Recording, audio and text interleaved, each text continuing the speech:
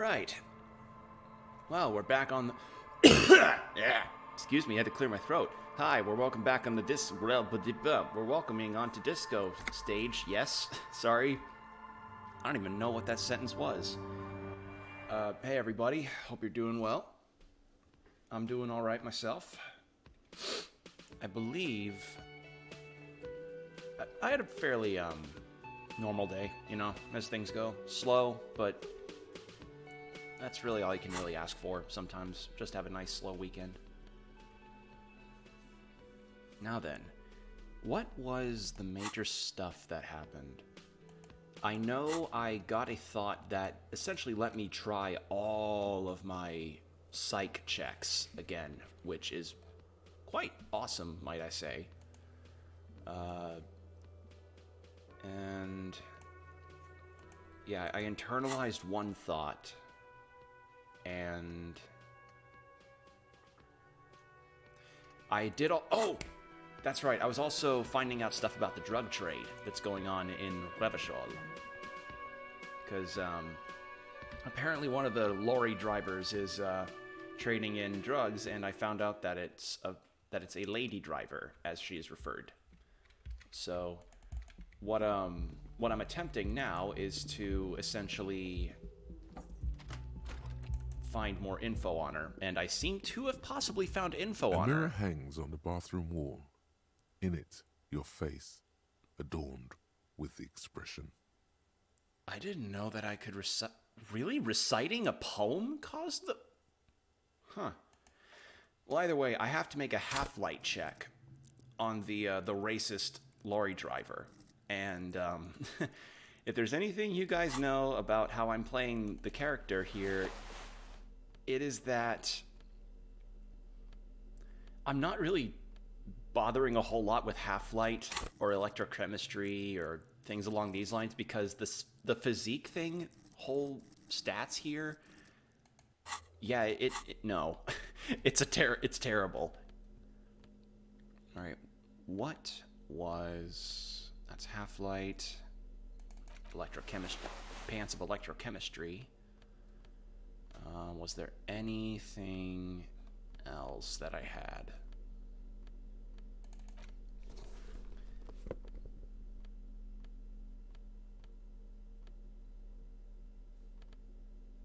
-1 to savoir-faire. Okay. Yeah, I think that's kind of all I can do. All right, how's the check this time? A mirror hangs on the bathroom wall. In it, your face, adorned with the expression. I could do it. Encyclopedia and interfacing. Nah, I don't trust myself on a 28% chance. At least I know now what clothes to use when attempting that check.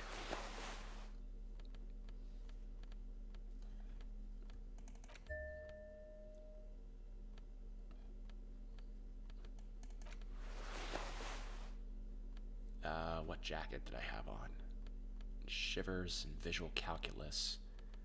I haven't had to make a visual calculus check in a while, so maybe I ought to put on something else. Conceptualization. Nope.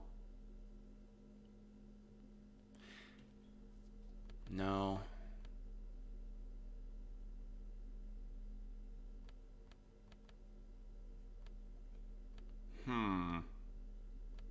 Esprit de corps and shivers. That kind of looks cyberpunky almost. I could dig it. Like, definitely compared to this. Like, look at this fucking mess. Look at this mess of clothes that you can wear. Yeah, I think I'll go with that for now. Yeah, so nothing else to really do with the mirror at this time. We also are gonna attempt to try and stick it to Everard, because he's attempting to put construction projects into the fishing village, and that does not bode well. Looks like the circus left town, but the clowns are still here. Alright, Titus, how is my authority check on you?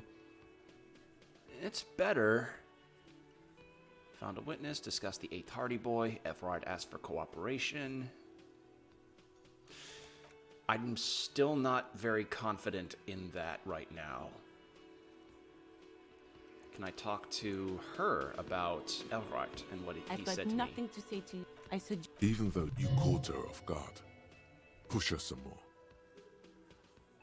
You are not here to... You set the pace and the topic of these conversations here.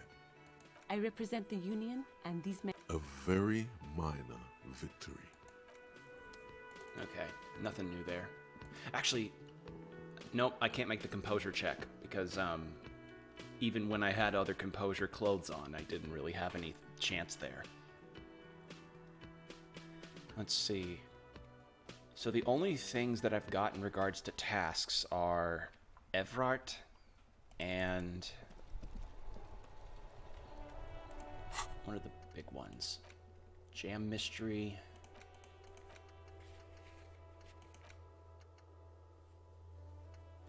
Oh yeah, the bear fridge.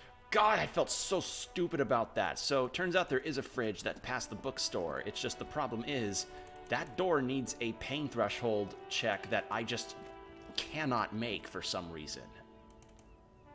So bullshit. Looking for something odd? Come to tell me to fuck off again? 17% on that. I do not trust that. Like, I've had lucky hits with 50% checks, but I do not trust myself with that one.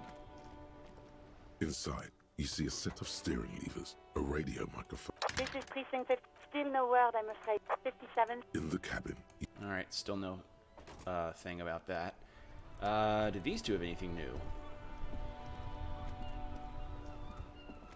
That ride is fucking lightning. Hey, piss. Look who it is. Shrunken cophead material. Ask for the jackets.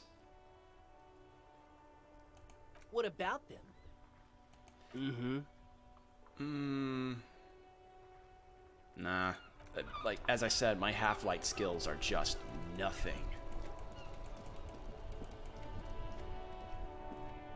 And yeah, I talked to Silang about the lady driver in question, and it seems like, indeed, something suspicious is going on. Only thing is, right now... there's a pen.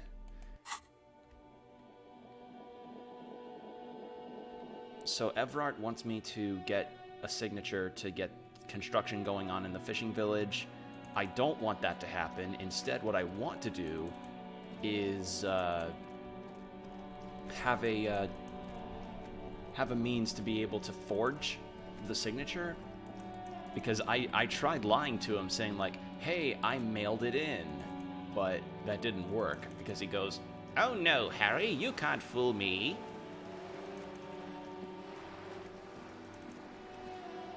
And I doubt my is my conceptualization strong enough to check the wall again?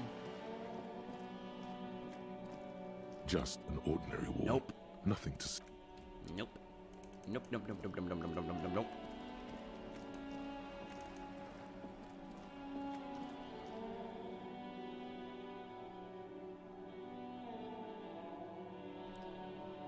And I also found out that the creepy radio doorbell thing that I encountered earlier, turns out that was a pre-recorded message. Still creepy, but nonetheless, it was a pre-recorded message. Give me a moment. Ask away, policeman. She mumbles some kind of...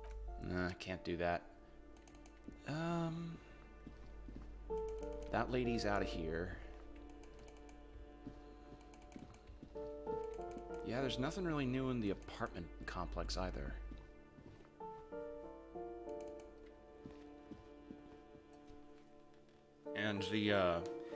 And I also attempted to unlock the apartment of a weasel in Everard's words, but my dumbass was just like, oh no, like, knock on it, figure out what's going on. The door has braved...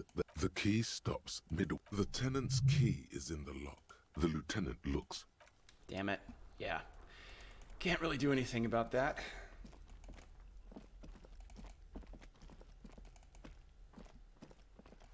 But I do have another task that I'd actually like to check up on, which is the matter of Morel's traps and the Insulindian Phasmid. Because I've been checking those traps super frequently to see if anything changes, and so far nothing new, just a bunch of dying locusts.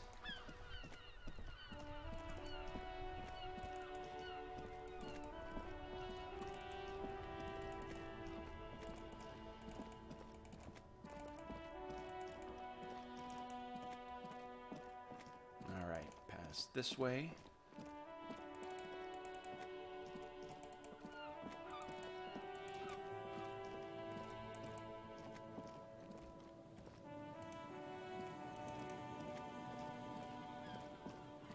What do we have here? The trap is full of locusts, but they seem weak and unhealthy.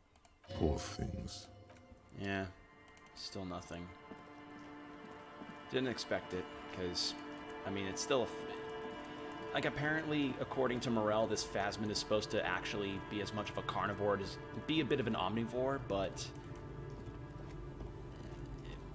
doubts are high.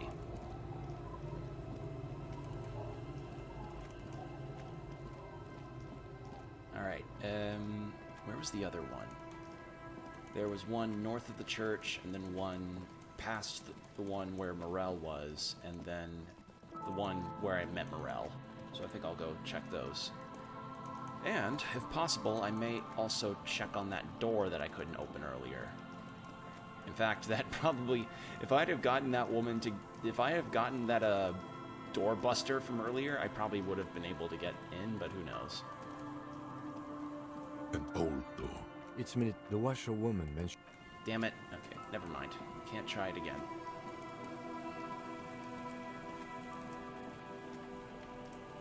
Where, oh where?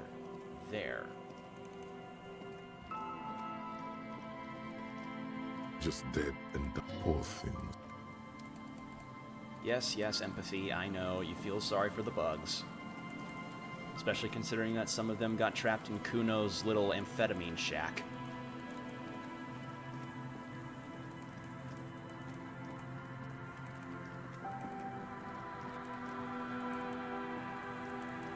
It feels really weird to me that this game of all games I could think of is on the Switch.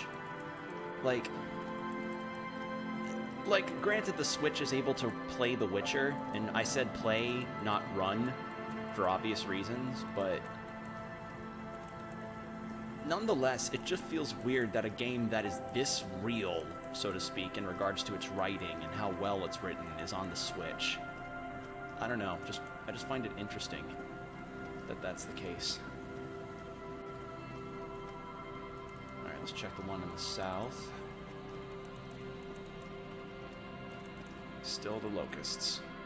The trap is filled with dead and dying. Poor thing.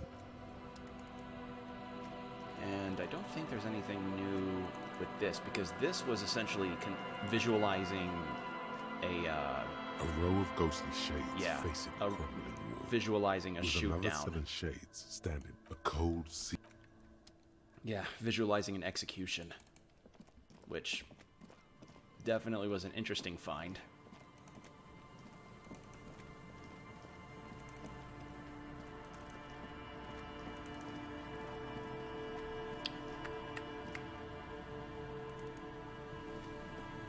A few locusts trudge along the wall of the trap.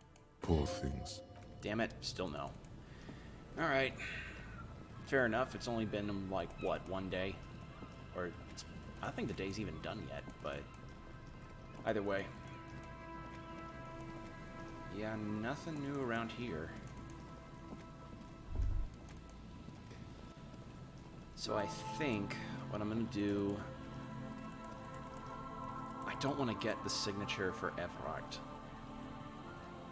Because what I'm supposed to be able to... What I'm given the option to do is to forge a signature by Take the legal documents doing out this. of the envelope. A 12 to 40 month construction period and the zoning But the problem plan is... ends addendum. Underneath all this, Lillian's signature and an empty line waiting for a signee. The problem is that -10, Everard's people could be watching you here. and I am far off away from the harbor here, so yeah, it essentially means like, hey, you gotta find somewhere, and really find somewhere where they can't find you. And I even looked in the church. Like, going inside of that dilapidated church didn't do anything about it, so yeah. I have to go somewhere where Everett's men can't find me. Actually, how about I talk to Idiot Doom Spiral again? See if anything new happened with him.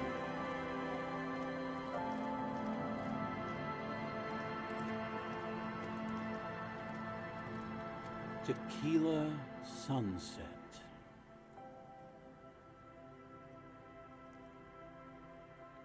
Could you and your pal sign this document? What's it about? I'll let my hand address the situation. Maybe you've heard. I used to be a very successful businessman. I've signed more than a few lease forms or whatever the fuck they were. Anyone's got a pen? The pro's gonna do it. I got a freebie when I purchased a whole carton of cigarettes. Smoke cigarettes, get a free pen. Deals don't come any sweeter. The writing under the tiny crown logo reads, Royal Extra. Thanks, Rosie. Glad to have been of assistance. After all this time, I feel like I've made a difference. The incapacitated drunk lay there snoring like an ancient rusting tractor. Thank you for your help. Should we go and mail this? I think I saw a mailbox on the plaza. Wait, was it Isabel and Lilan in the nameless fishing village down the coast? Where you feel safe enough to...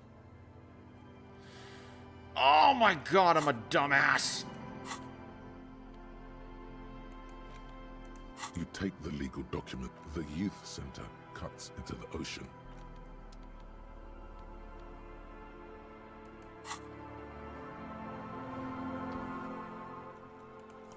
Hold on.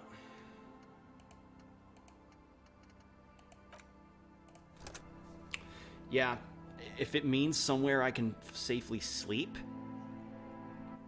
then it either means inside Isabel's hotel room, or Isabel's shack, or in Harry's hotel room.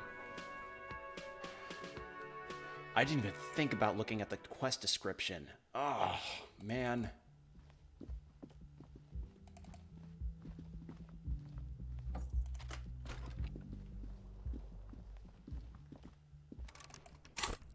And actually, since I've got this door busting thing now, didn't think so.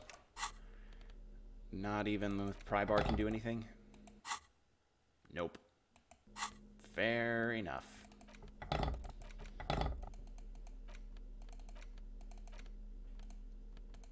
You take the legal documents out of the envelope, a 12 to 40 month construction period, and the zoning plan in the addendum. Underneath all this, Lillian's signature and an empty line waiting for a signee. 83. There's a chance I could get a critical failure. Do I have anything else that helps interfacing?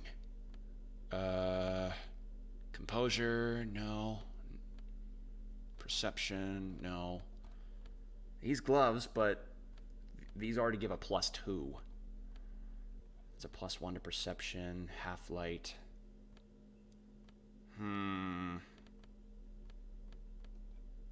No, this is as good as a check as this is as good as it's gonna get on this check, I think, because I'm a good chunk away from leveling up, so all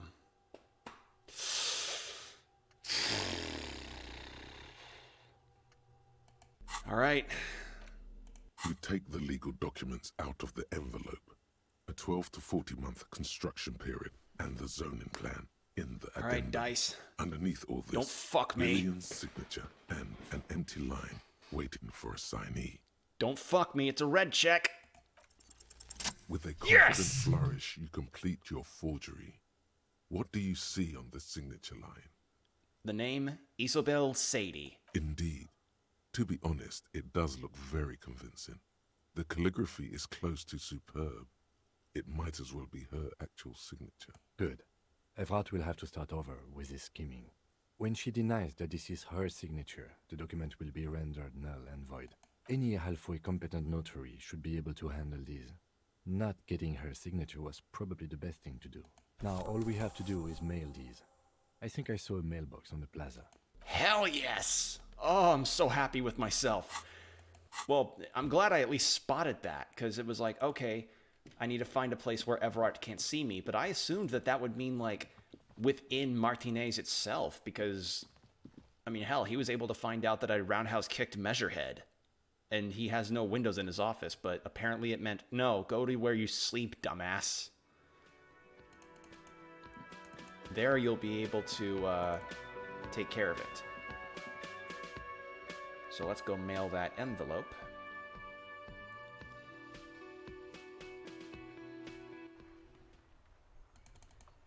And then...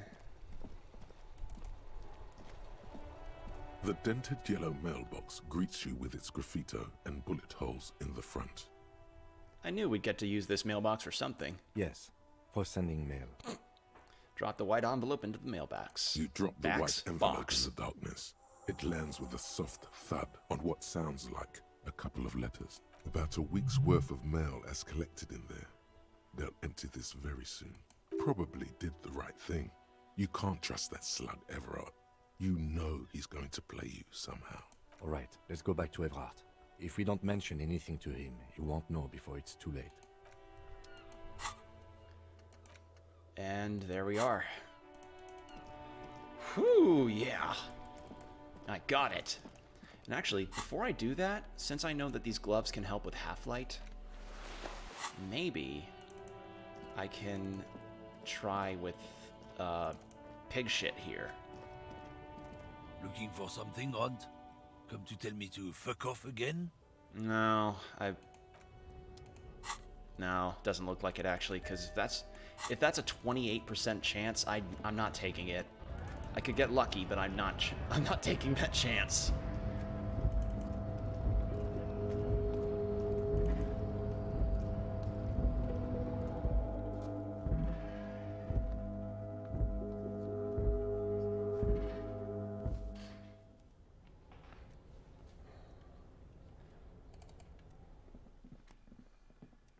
Whew, okay. And I think I can check the door, right? I think I'm able to have a rhetoric check on the door. It's just... I think it was a really hard check, in particular. Cargo and container door, impossible. It was rhetoric. Do I have something for rhetoric? Electrochemistry? No. It's -1.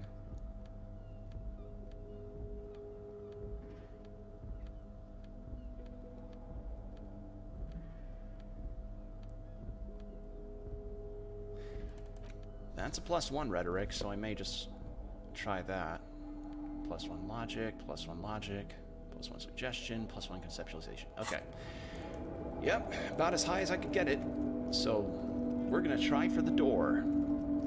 It's a check that I can make again, so I might as well do it.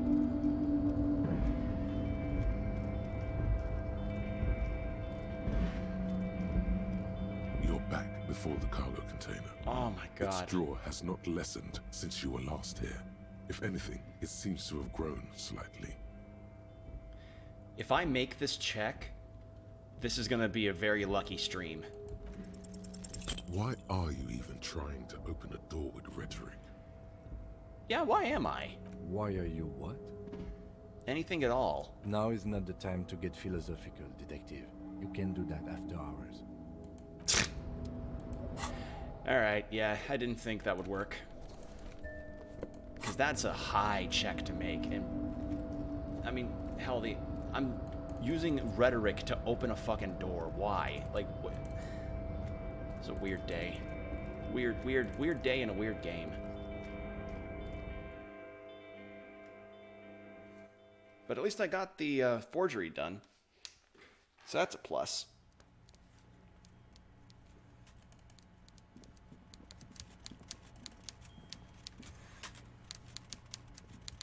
Mr. Dubois, I hear the meeting with Titus was a glowing success.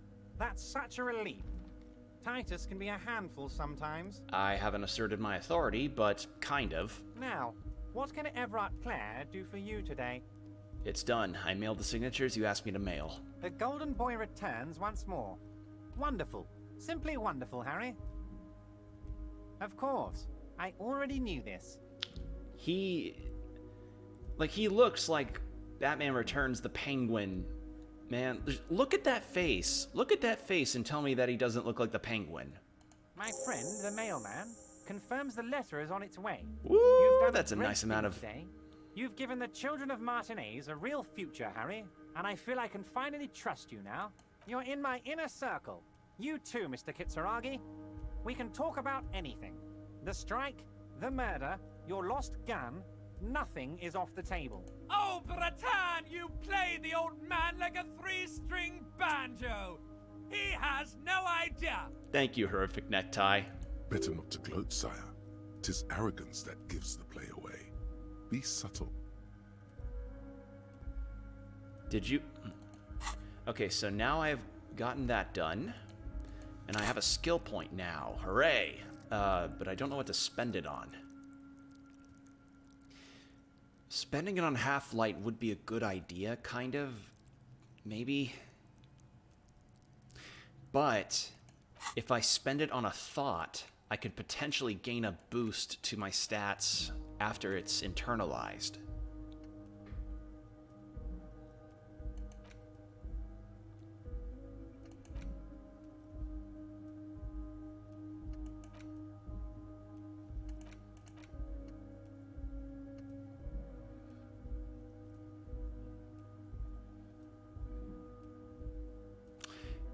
Yeah, I think this is what I'll do.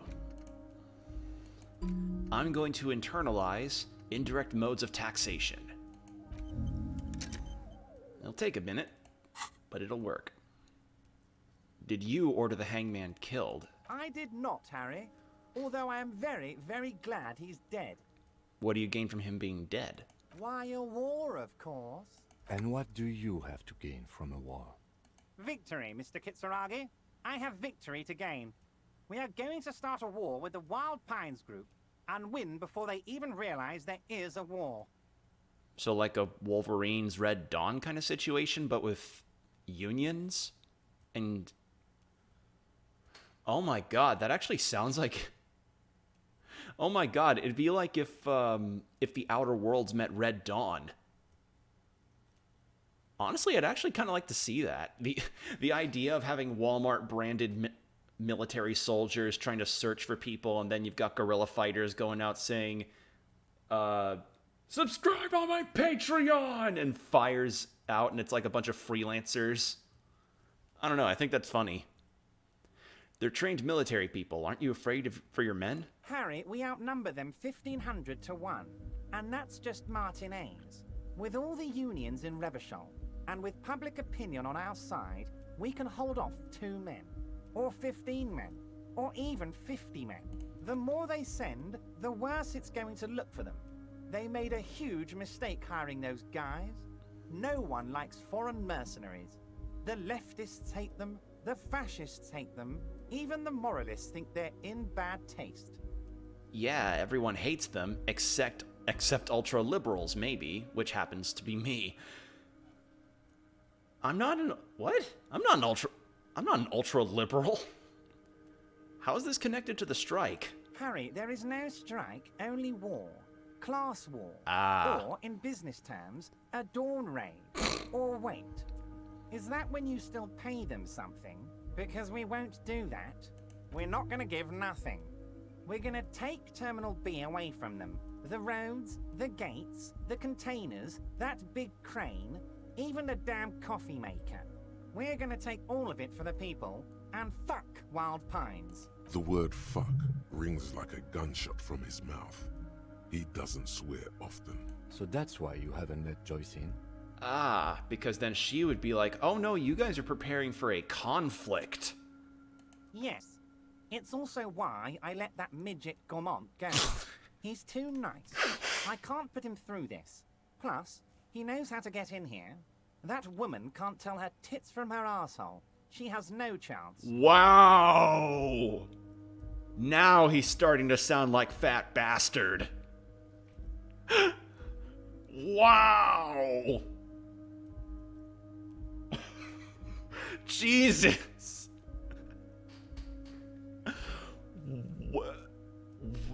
What? Tits from her arsehole. It's a local saying. Why are you telling me your plans? Because we're friends, Harry. Besides, it doesn't matter now. You can go tell her if you want. It won't change the course of events. We have a significant head start. It's already happening. How many of you guys are there in the Union? 2,372.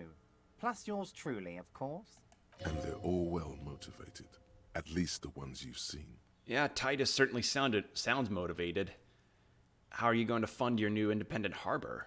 Oh, you mean what sort of goods are going to be flowing through?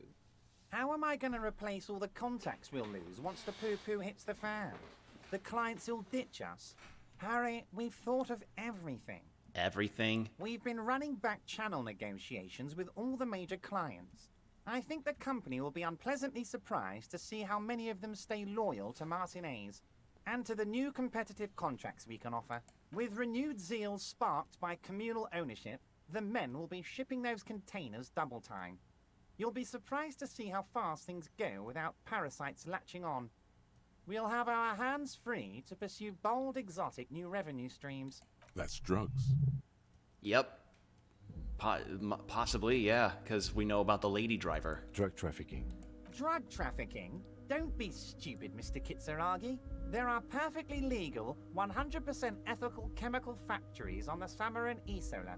You don't need to be colonialist about it. All they do is produce components to keep the pharmaceutical industry running. That's people's health we're talking about. Old grannies, little babes, people with disabilities. That's just the tip of the iceberg, though, isn't it? God, that sounds shady. That's just the tip of the iceberg, though, isn't it? The company thinks transporting these chemicals in bulk looks bad, has bad optics, may be illegal in some countries. The Debarders Union, however, we're all about the large volume column. We're gonna transport the living daylights out of those materials, Harry. So your sick kid can get his Benefed, and your wacky uncle doesn't have to come off risperidone. Benefed is a children's cold medicine, usually apricot flavored. And risperidone is used to treat severe psychosis. And the kids on the street can get speed and pyrrolidone. I'm an old-fashioned guy, Mr. Kitsuragi. I sometimes grab a beer with the boys, but I have no idea about the things you just mentioned. You see, Mr. Kitsuragi, I indeed also like to crack a cold one open with the boys. You certainly understand it, Harry, or should I say tequila sunset? But if I were to supply ingredients for some sort of rainbow party, I would make sure the Union took a fantastic share. And I'd keep that stuff far away from Martinez. Rainbow party? Is that what that's referred? Whoa. He's basically admitting to it. Jesus. I have to admit, that's a well put together plan and far removed from you.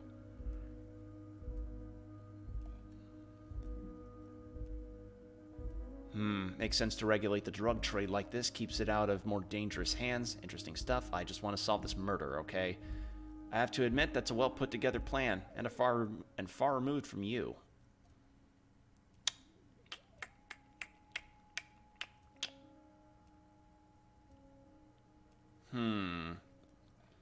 This is a tough one. This is obviously no, because he'll be like, Harry, what are you talking about? We're friends now, Harry. You wouldn't do that. So he would say that, basically. I mean, it is a pretty well put together idea. Interesting stuff. I just want to solve the murder. Makes sense to regulate the drug trade like this.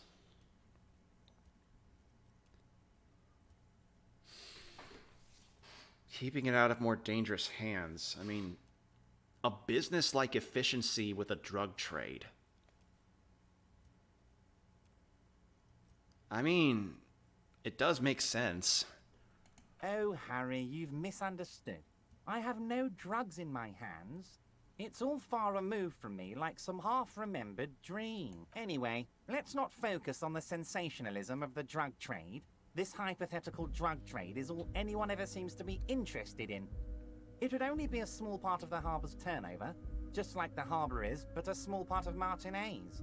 Go on. Let's look at the big picture. Martinez as a whole. There are little girls out there with dreams of making music. Young mothers who want to start businesses. Models who want to walk catwalks and steel welders who want to weld steel. I'm going to unite them all into one economic body. We're going to incorporate this place to Kingdom Come. Everyone's going to be in on the wealth, and everyone's going to pull their weight. That is about as communist as you can get. Let's keep focusing on the drug trade. He was almost admitting to it.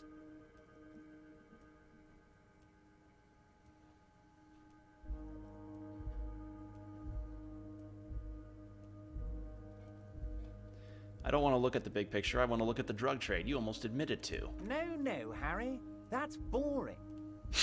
All right, it's gone.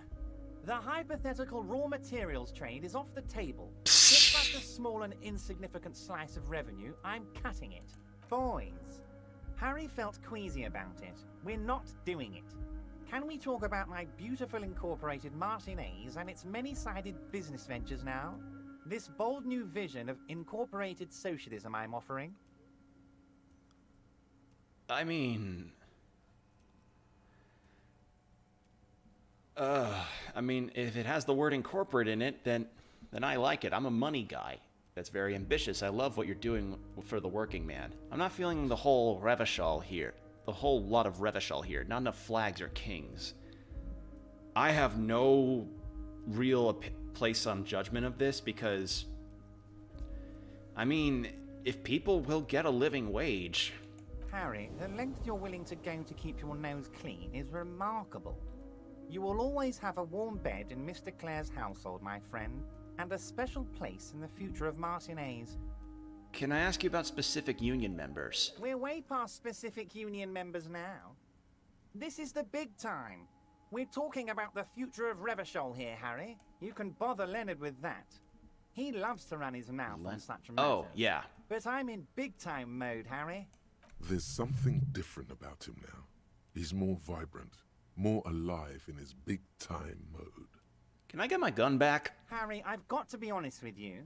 Your gun was found 2 days ago. Withholding this information weighed heavily on me.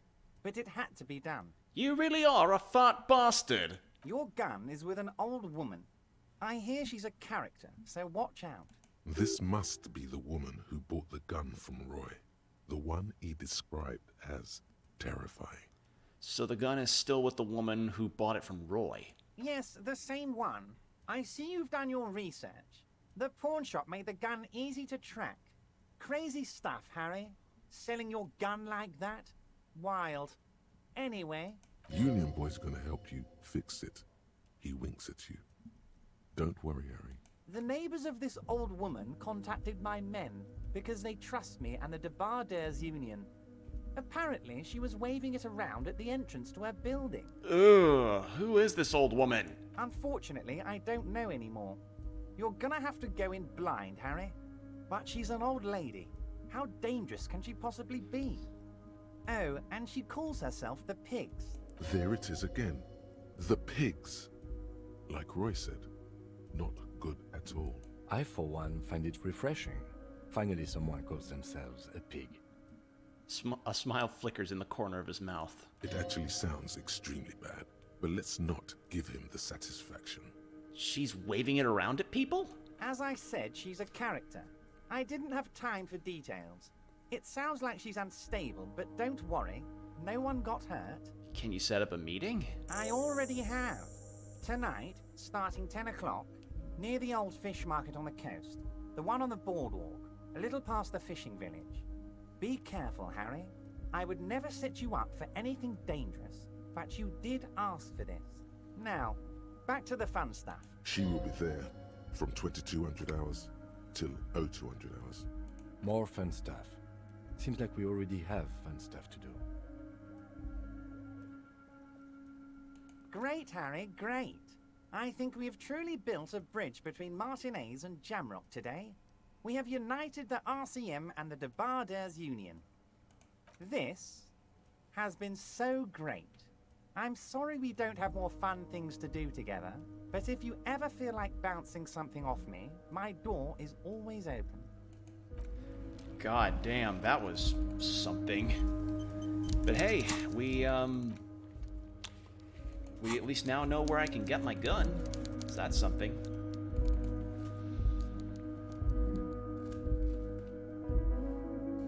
Oh boy. So he wants to create a socialist empire surrounding the prospect of having all the workers be given some way of involvement. Oh, hey, mister. I knew you'd be back to talk with old... No trouble at all, mister. No trouble at all. It's like that old saying goes, wisdom withers if not shared. And old Leo is always up for sharing. Leo, you seem to know everyone around here, and I want to ask about someone. Mr. Everett doesn't really want me to talk to people about union guys. But who did you want to talk about? Tell me about this Edgar guy you keep mentioning. Mr. Edgar is Mr. Everett's brother. He looks a bit younger, he does. But a very smart fellow. Very smart fellow indeed. He's away on some union business. Not even in Revachol, they say. Don't interrupt. All kinds of places he visits. Him and his brother both do when they're on a vacation. Right now, it's Mr. Everett's turn to look after the union. But last year he spent a whole winter in South Africa. Left with the first autumn rains and didn't come back before the trees were green again. South Safra. A lot of bulk chemical manufacturing going on there. A lot of cargo shipments being made, too. More of a business venture. Tell me about Manana. He's a union man through and through. Good guy. He's very calm, laid back, doesn't do much, talks to Everett sometimes. Honestly, I don't know what he does for us, but it must be important because everybody likes him. Yes, they do. I think that's what he does. He makes everyone feel a little better. He has that charm about him. Oil for the wheels. Much needed in stressful times like these. Tell me about Measurehead. Whoa, he's really something. He doesn't talk much to me usually, but when he does, I don't really understand most of what he's saying. Actually, I don't think he would like me running my mouth about him like that. Once he said he's a dragon to this mob fellow who came picking a fight with some union men. I think he really believes Jean-Luc was a dragon because he ran right off. Another time he almost killed another guy, but I shouldn't talk about that. Tell me about Titus. Oh, Titus is a longshoreman through and through. He was born on a boat, they say. His veins are probably filled with salt water, I tell you. Nice, friendly sort, old Titus is. Everard? I'd best not. I mean, I could, but I don't think Mr. Everard would like it very much. You better ask him yourself, mister. About René? The night guard. Ooh, he's a peculiar fellow. He's the strong, silent type, you could say. We talk all the time, but I don't really know much about him. He plays petanque with my old human studies teacher, Mr. Martin, down at the plaza. I think he's the only fellow who actually knows old René. They lived on the same street their entire lives. Even dated the same girl on and off for I can remember. Strange fellows. Mr. Martin was always real nice to me in school. I remember once. Hold up, Gaston was your human studies teacher? Also, wait, like, they both dated the same girl on and off? Oh my god, they were Eskimo brothers. They were Igloo brothers. Hold up, Gaston was your human studies teacher? Mr. Martin, yes. Don't really remember much about him. I was just a boy back then. So they had the same girlfriend? Oh boy. Sure, mister. Alright, that was, Alright.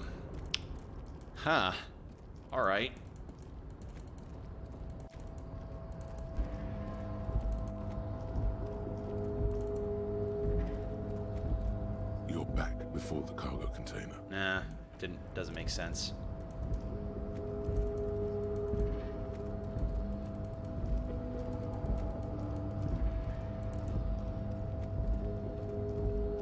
Like, I don't know if maybe that... I don't know if Leo meant it in the way that he did, but it's just...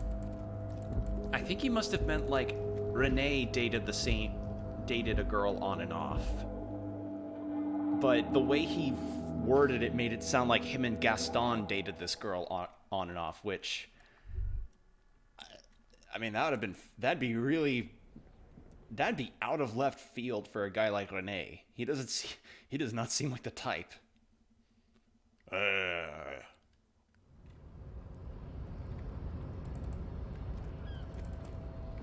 Alright. So, we got that done. I should probably talk to Joyce now that I've learned a bit more about the drug trade. And I'm almost halfway to leveling up again. And this thought is going to take a little longer before I can do anything with it. So at 2200 is the time that I go see the lady that has my gun. I figured I'd have to go find her myself, and I thought it would be the old lady that was listening to the radio near that statue, but I guess not. But yeah, Everard's confident, so I'll tell Joyce and see what the hell she's gonna plan.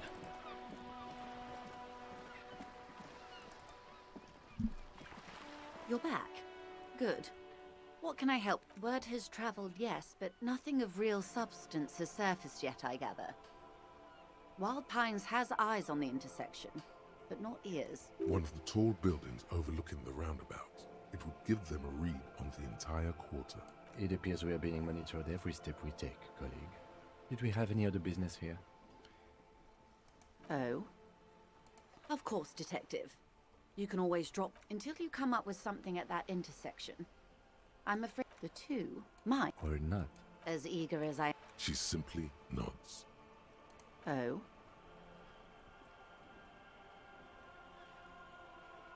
Of course, Detective. Okay. Nope, nothing new. I can't tell her, hey, Everard's planning on a war, but...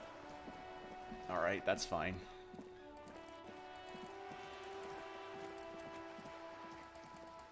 Let's see.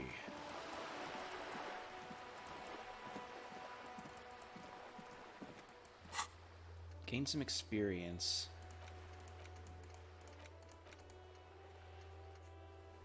I can go check on the victim's body again and just go on over to the radio, I mean. Actually, can I try the composure check on Renee again? Vigilance officer, what can this all... Nope, can't talk to him. Can't figure out his deal. Alright, let's do this, and then maybe, after talking to Everard again... Inside, you see a I set can of steering check out wheels, a Titus's radio deal. microphone, a pull-out toolbox. This is Precinct 57. Still no word. I'm 57. In the Damn it, cabin, still no. Okay, let's go talk to Titus. And I've got a hit to my empathy thanks to the thought that I'm internalizing, so I'm not going to even try to attempt with Kuno.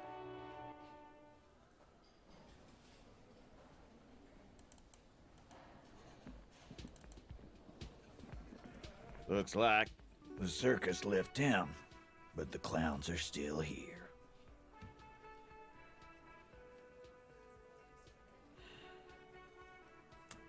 Nah, not gonna... No, still at 42. I'm just not confident about that number. And since I have this better door opener, maybe, just maybe... You see, a heavy... The door does not. The cobalt, old cobalt, it leads to a... Nope. Still nothing. Alright then.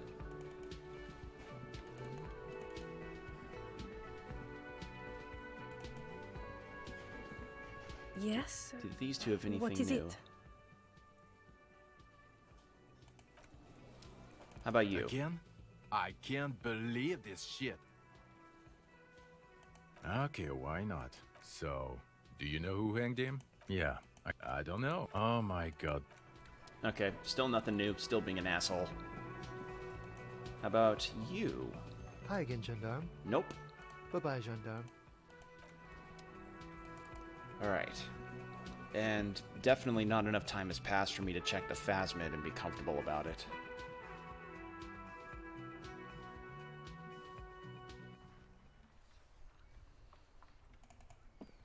Actually, maybe I can talk to Roy about the woman that took my gun. What she looked like.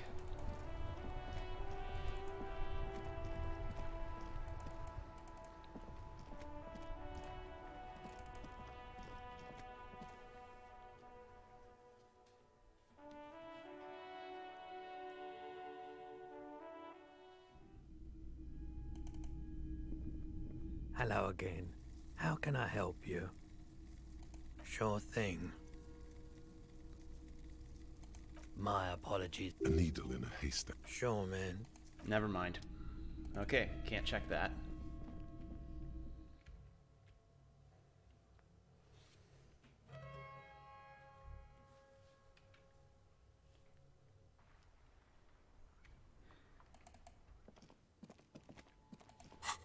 What are some checks I can make again?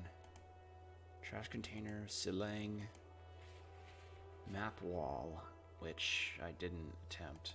Cafeteria window. You know what? I'm gonna try the cafeteria window, because that thing's gonna bug me forever unless I give it a try. But yeah, if there were any checks that I was so happy I finally made, it was definitely the, it was for certain the forgery, because red checks are not ones you can attempt again. So yeah, makes me happy. Alright, how about we increase my perception a little bit? With that, do I have any other perception boosting clothes? No. Savoir faire, no. No.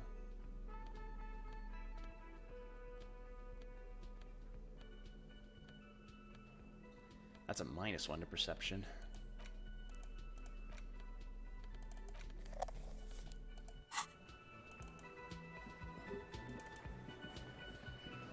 Behind the dockworkers, a ceiling height window. God, that -12 is really scary. Like, I'm not gonna get that unless I somehow have a Behind critical the success. dockworkers, there's a little slide panel up there to let some air in. No need to open it in spring. It's still too cold outside.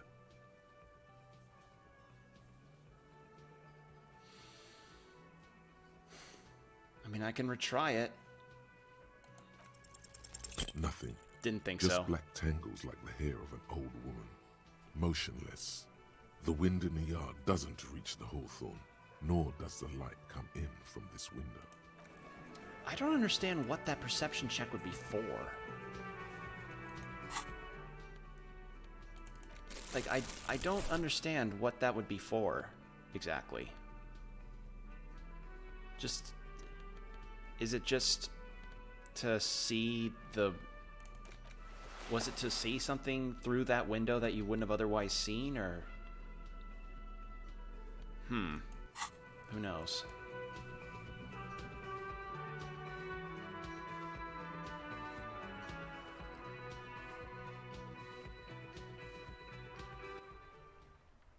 Alright.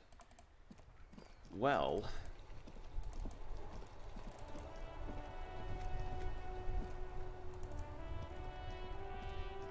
Make way for the master... What? But I told you she's my friend. Please don't make me give her... Thank you, friend. Nah, I don't want to do that to him. This guy's cool. He liked my poetry.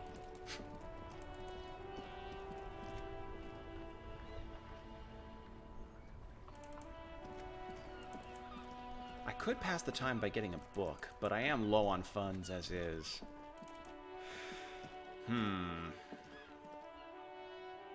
Yeah, might as well.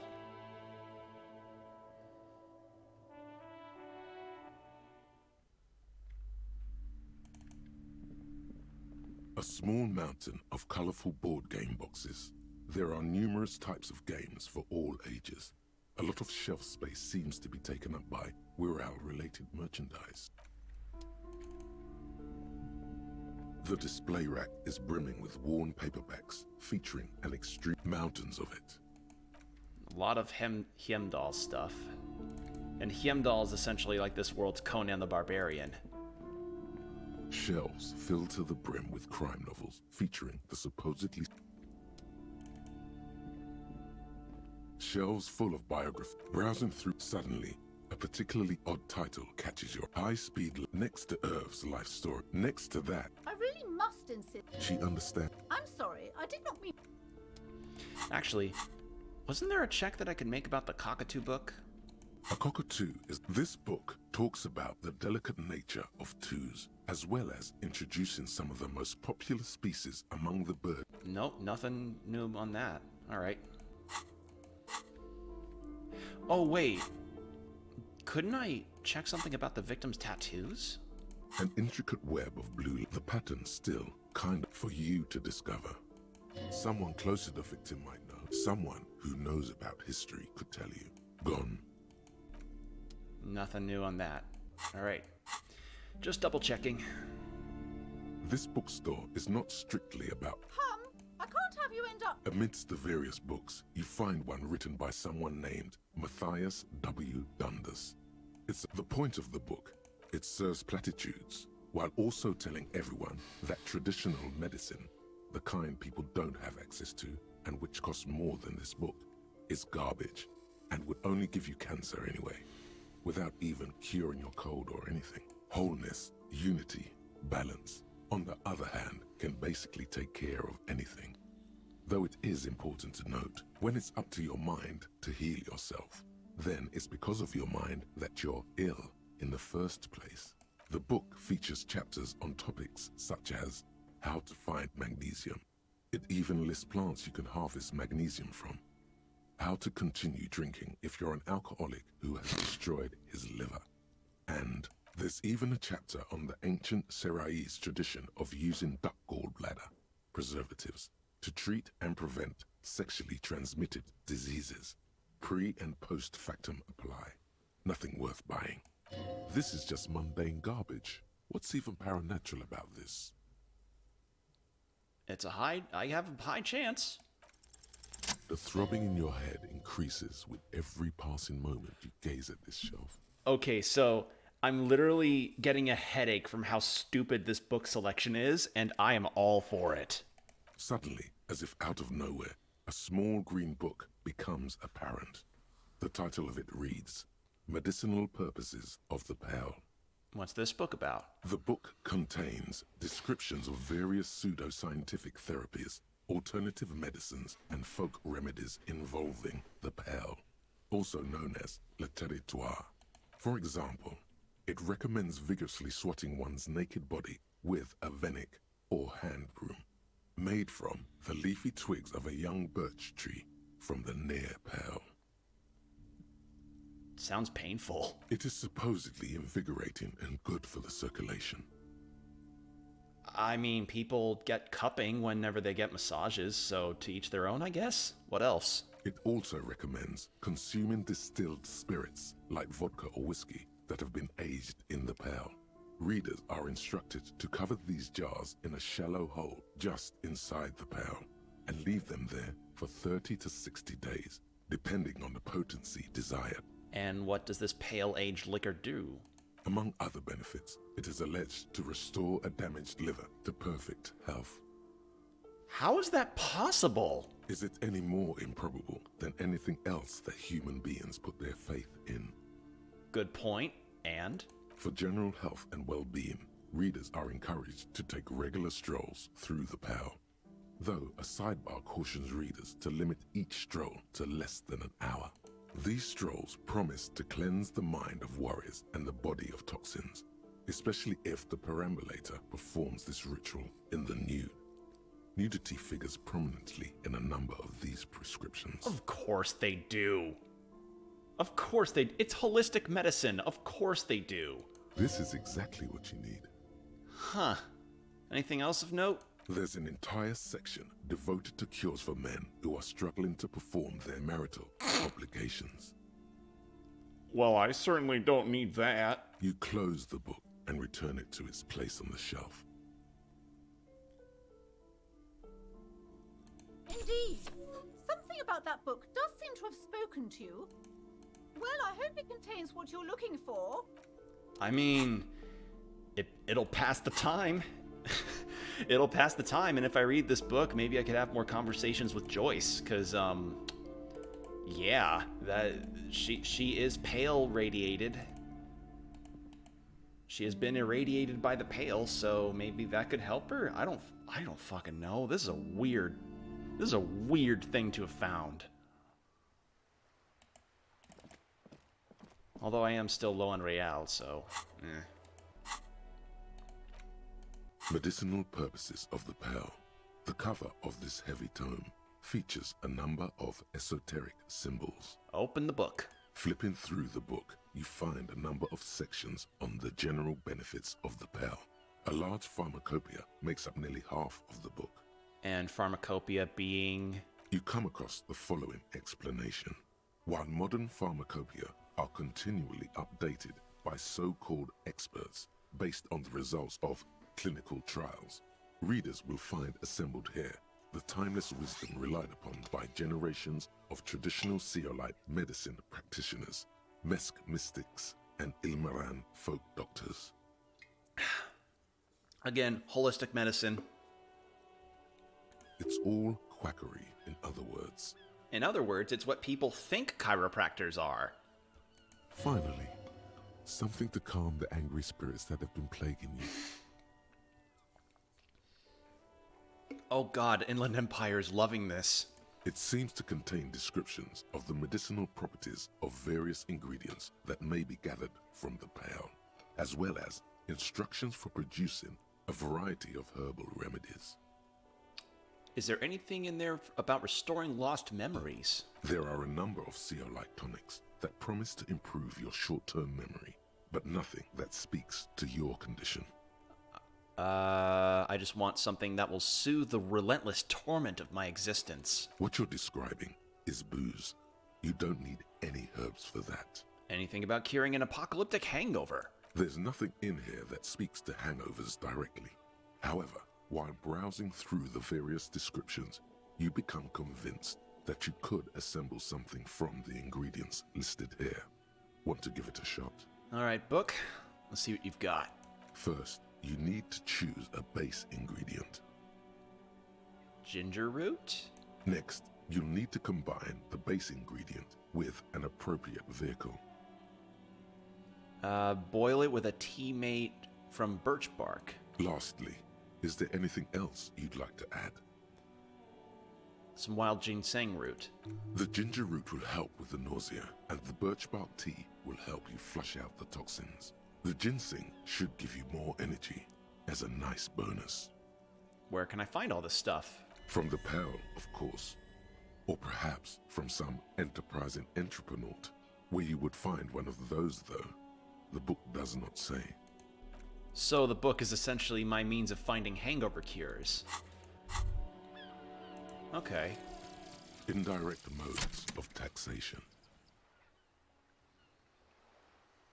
Turns out, those Financial Oversight Committee gangsters stuffed millions of hard-earned dividends away in the last place anyone thought to look. The hearts and minds of everyday Rivasholians. You need to spread that deregulation gospel to the people. Tell them about that foreign fair tax. Preach that 98% gross burden. Preach it, preacher man. Set the brothers free. Taxes are racist. Whoa! Okay. Oh. Ultra-liberal dialogue options give +1 real, -1 empathy. Thinks he's a hustler or something. Oh, I really regret that. Can I forget? I have to use a skill point to forget it. Oh, oh. Ooh, Oh man, this game is too much sometimes. It's just... Damn. Damn. Alright, well that passed a little bit of time. God damn, man.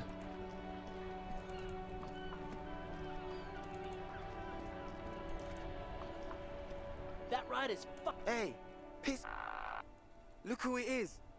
Shrunken cophead material. Nothing really new. After that very interesting kind of dialogue. Although I could talk to Joyce. Didn't mean to hit the main menu there. Oh, maybe I could talk to Gaston about Leo. It is such a pleasure to see you again, officer. How may I head the citizens' militia on this fine day? You mentioned Jean-Marie Beaulieu? Who's that? Oh, sweet Jenny. Jenny. She was the finest woman in all of Revachol. Maybe the entire world. Do not defile her memory, Gaston. Let her rest in peace. His tone lacks its usual intensity, like he doesn't feel he has the right to speak on the matter. So you both knew her? We knew her, all right. Lived on the same street our entire lives, just 2 houses apart. The 3 of us have been best friends since we were 4. She was René's first girl, back when the prick was 16. They were courting till he decided he'd rather die for some great ideal than just be happy. And then you stole her from me. Oh.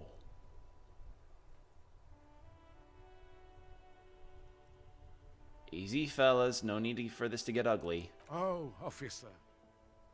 It already got ugly nearly 80 years ago when the 3 of us were just learning to walk and talk. You stole her from me. René repeats, trying to steady his breathing and still clutching his chest. Well, technically, you stole her from me, because we'd been pretty close ever since you two had that falling out over the ink you spilled over her pretty yellow dress. We were just boys then. This was different. You... The tall veteran looks at you and nods. No point starting this all over again. For the 1000th and the first time. Especially when we have company. Officer. What happened to her? She died of pneumonia 2 winters ago. It was a quiet passage. Peaceful. René and I were both by her bedside when she... died. No use sugarcoating it. Won't bring her back. Will it now? Departed. Until the very end she couldn't decide between us. The most indecisive woman I've ever met. So kind of like a Kairi, Riku, and Sora situation going on there. Why do you think she was indecisive? She could never make up her mind about anything. What to have for breakfast, favorite color, or which one of us to marry. She was always leaving one of us for the other, but never long enough to actually get married. That's a bit odd. Heck, technically, we're both still engaged to her. You always confused her. Couldn't let us be happy. Seduced her with your fancy words and pastries. He suddenly remembers you are still there, falls silent, and turns away. Thanks for sharing. Of course, officer. Memories? Sweet, sweet. She died. René and I died. Departed. She could never she was always leaving one of her. Heck. You always... He suddenly... Alright, that's officer. Nothing new there. Memories? Can I... Vigilance officer? What can this old carabinier do for you? There's nothing for you to understand here. It is not her death you are investigating. Were the circumstances of her death in any sense unusual? Absolutely not. She died of pneumonia in her bed at the age of 79. This is highly usual. Where was the photo of you two taken? Revachol Fair of 91 in the Faubourg district. A parade was held to honor Guillaume Le Lion's name day, and the Carabiniers marched in the place of honor. You looked happy in the picture, smiling. This was the happiest day of my life. What happened with you, Gaston, and Jean-Marie? I was 22 when I returned from King Guillaume's Akira operation in the south and found my sweetheart in the arms of this wretch. The Akira operation was a 7-year campaign, during which suzerain Guillaume's army forcefully united the people in the southeastern part of La Petite Continent, collectively known as the Akira tribes, under the Revacholian banner. I won her back, but while I was dealing with some issues. You were like a dark cloud sucking the joy out of every living thing around you. And you hurt her. Oh. Dark cloud. That sounds unpleasantly familiar. Those days and memories are gone. The old soldier says nothing, but when his glance quickly runs over Gaston's face, there's an odd look in his eyes. Wow. Oh, that's sad. That is sad.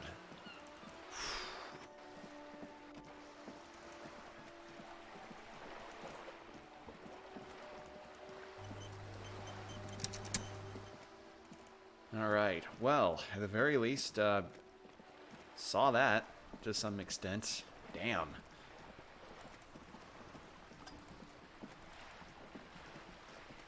You're back. Good. What can I help you with? That's the man who was killed. Better not tie the forestay to the backstay on this. I hope there is something else I can help you with. Nope, still nothing from Joyce.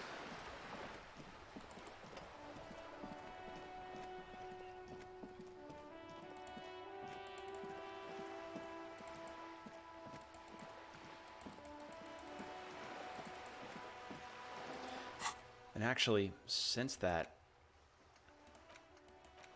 How high is my empathy, actually? Oh, that's not good. Volition's my highest stat. Next to... No, Perception is. Really? Perception's my highest stat.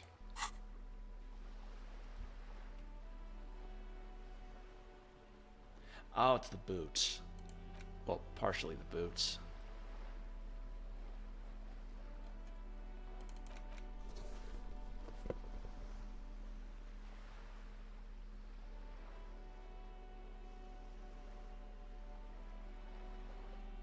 Maybe I ought to give a boost to my empathy. Who knows? Alright. Well, I think I could...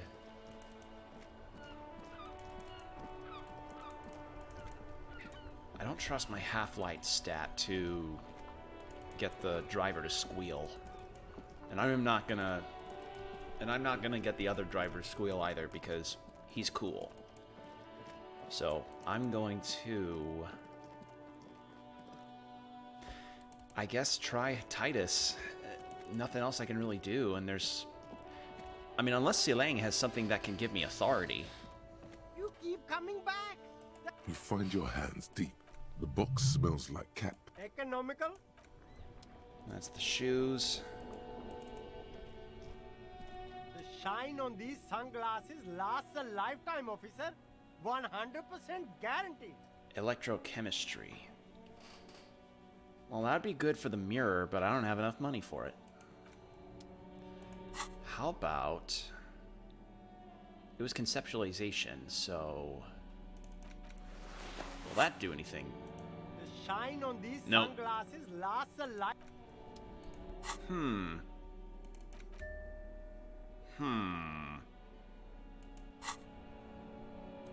Alright, well, let's go check on Titus. Maybe attempt the check again. And then... Actually, checking again on the thing here. Inside, you see a set of steering levers, a radio microphone. This is precinct. Still no word. I'm 57. Nope. In the cabin. Still nothing new. So someone who knows a lot about history would only know about the tattoos on the body. Yeah, nothing new there, and I probably shouldn't show that photo to Everart. He probably would go like, Well, Harry, of course you'd show the good progress that was made. Looks like the circus left town, but the clowns are still here. All right. See if we can do it. As you look around this room full of sweaty men, swearing, drinking, spitting out tobacco, does this look familiar? Oh! I just barely made the check. I barely made it. Oh my god. Oh man, thank God I did it. I did it. I made the check. So it was a 4 on my authority, added to the 8 on the dice roll, and 4 on the modifiers. Wow. Where have I seen this before? You believe the place was called Precinct 41.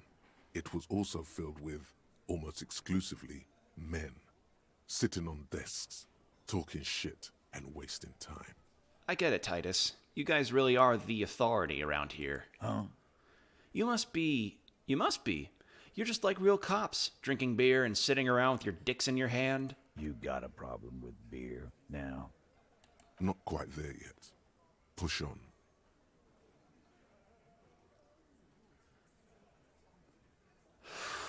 Oh. No, I got drunk. So drunk I drove my car drove my car to the sea. I don't give a shit either, just like you guys. No, I'm also a big fan of beer and jerking off instead of helping people. I have a beer problem, but not a problem with beer. I also have no idea how to do my job, like you. Oh. I like all 3 of these. I like all 3 of these a lot. Ooh, which of these is the most biting? Oh, child.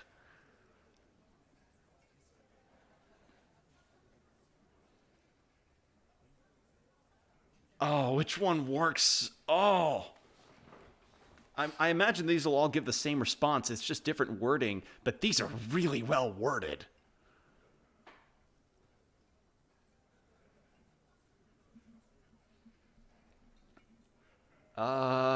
I'm between 1 or 2. Jerking off instead of helping people. I like this one. It cuts with less words. You saying we don't help people? I've been doing this job for 10 years. Martinez was a dump before we put this outfit together. They don't know, man. They weren't here. We had 3 shootings a week, kids dead, fucking graffito everywhere. You cops haven't shown up since the 30s. Congratulations on the graffito removal. All I see is you sitting around talking about Monica's titties while there's a rape victim. So what? What do you want from me? We took care of that fuck. Don't let him drink that. One more push. Quick. Just don't antagonize him. You have this already. It's not about who did it. It's about the victim. She needs help. Titus? He looks at her. She stops mid-sentence. That's it. You got him. He's going to give it up, but on his terms. You want to help her, cop? Fine. I'm gonna let you help her, but you treat her with respect. If you don't, if you question her, harass her, a freight train of pain, buddy. What is her name? Glacia. I'm on due. She's staying here at the Whirling in Rags. A real pretty one. Silvery jumpsuit. It's the woman that smokes. I'm on due. It's the woman with the cigarettes I met in the beginning of the game. Shit. The girl. The girl upstairs? That can't be her. She knows you drank so hard you forgot you were a cop. Oh, it's her! It's definitely her! It's Miss Oranje, disco dancer! Miss Oranje, disco dancer? Sure. Why not? You've probably seen her around. Oh.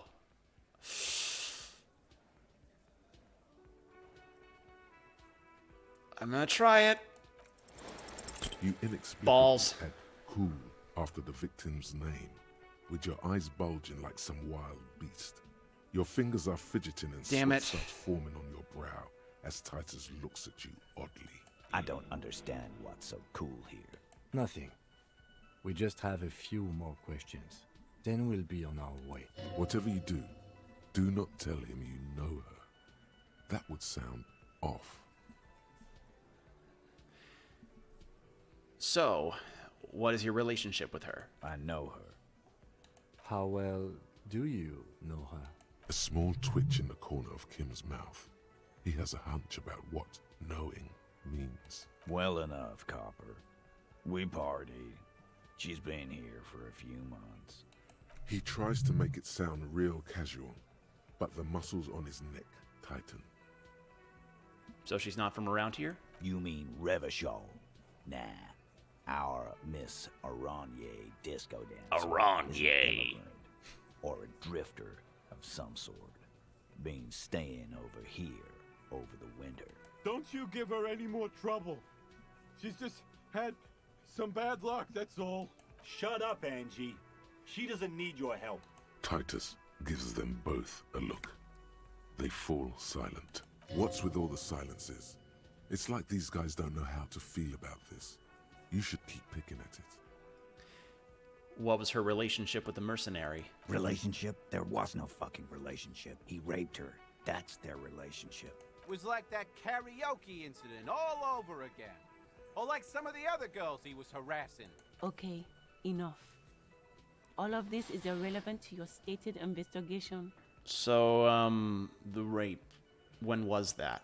He did it before we killed him. He's not gonna do it again. So what does it matter? It would help if we establish a timeline. All right. 2 weeks, maybe? I don't know. I need another beer. Here you go, boss. You said you partied. Cool. That's cool. But what did you mean? What do you think I meant? Karaoke? Yeah. Tons of it. All the songs. So you're saying the two of you were close? No, we just fucked.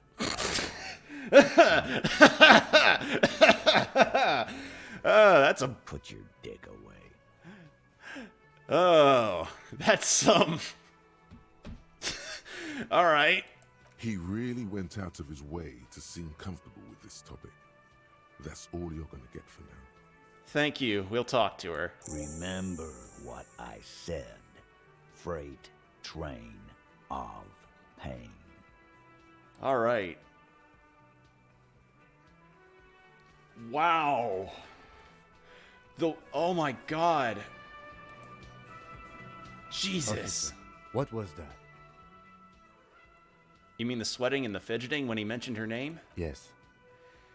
And the sort of quivering jello thing with my eye? Yes.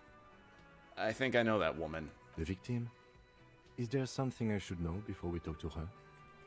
I met her in the hallway after I woke up. Understood. You were not in good shape on Monday. She knows I didn't remember being a cop. Okay, that's manageable. I tried to hit on her. Understood. Better not add anything to that. What else did you do? She knows I did some pretty crazy stuff before I passed out. That I partied hard and not very mentally healthy. So she overheard you, or did you party together? So this is what it feels like to be interviewed.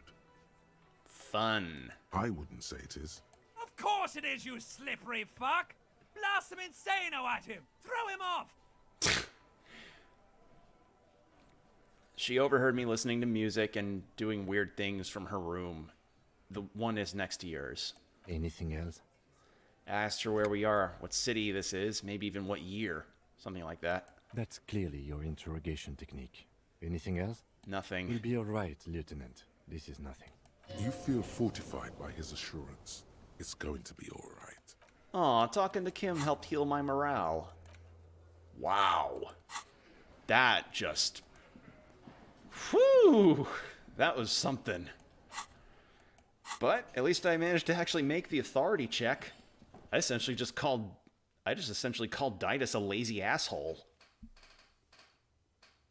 Wow.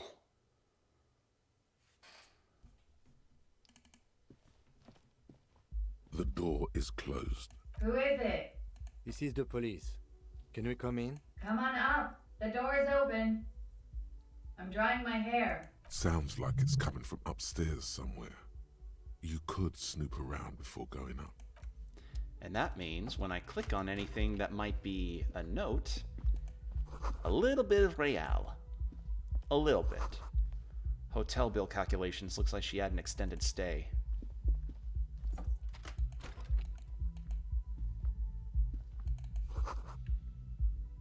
You see the yard below. The corpse is no longer there.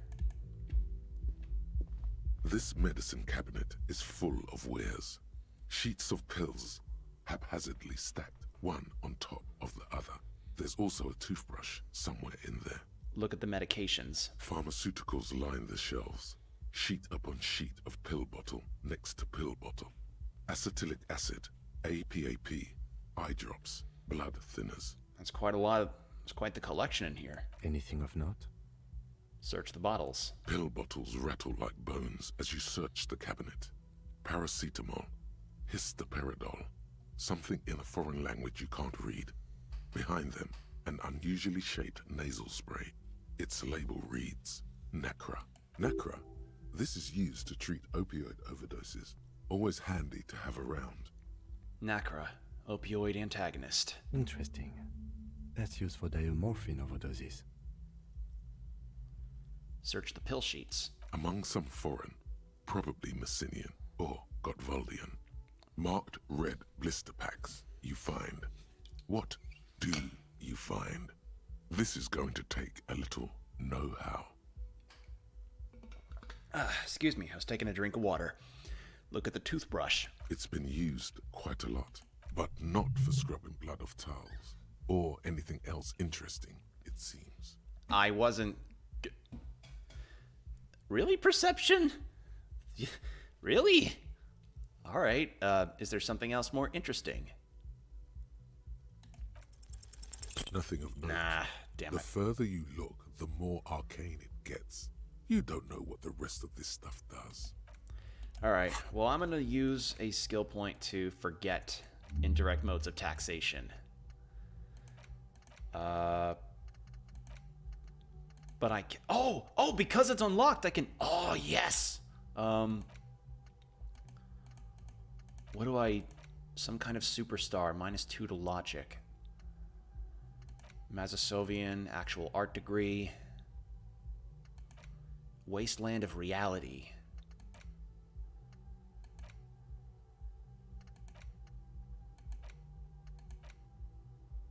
Wasteland of reality. Let's do that.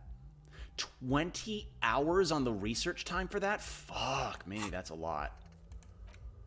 Wow.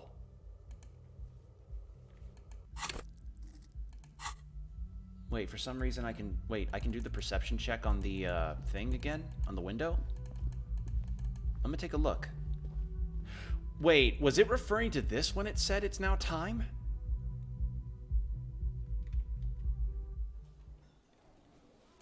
Wait, was that what it was referring to? Behind the dockworkers, a ceiling height window. It was. The Hawthorne It was. Okay. Hat. Boots. Window. Behind the dockworkers. Better. A ceiling height window. There's a yellow ribbon tied to one of the branches. Light yellow. Faded with time. A tiny splash of color in the blackness of the thicket. Hanging from it, a bronze key. It's close enough to the latch up there. One can slide it open and just take it. Surely not a coincidence. Someone hid a key in the bush. Huh?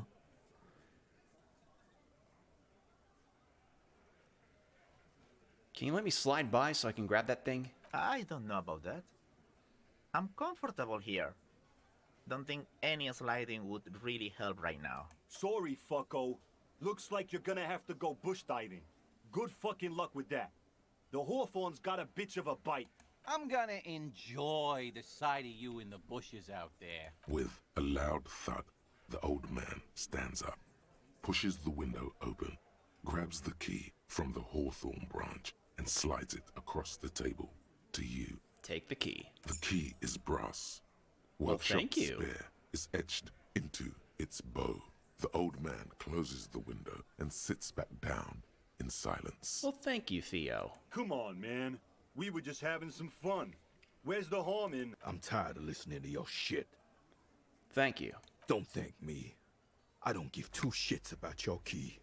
Does anyone know why this key was hanging outside the Union box window? Didn't even know it was there. Boys. No idea. Never even seen it. Someone must have hidden it there before this room became our place. I wonder what doors it does open. It could open the door in the kitchen. The blue door. It says workshop spare. Maybe there's a workshop there? Alright, well, now that I finally got to... I cannot believe it took that kind of perception check. Or maybe it was meaning to alert me at that point, but fuck it. I got the check. I did it. I finally... The mind goblin of the window perception check was finally taken care of. Anyway, let's go talk to this lady.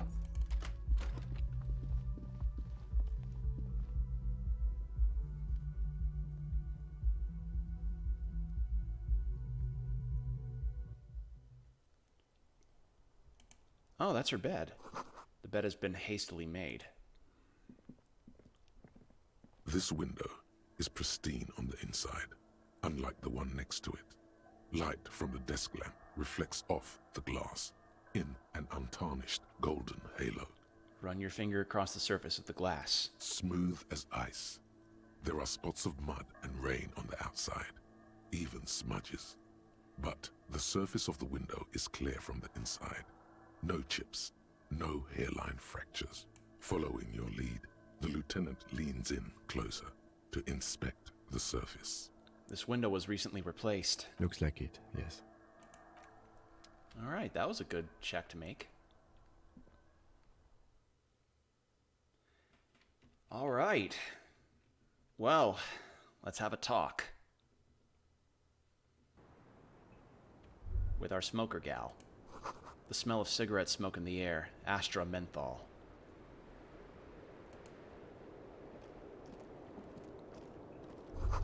Look, a handful of dried white wildflowers. Just as you look at the flowers, a gust of wind raises them from the roof, picking them up in the air.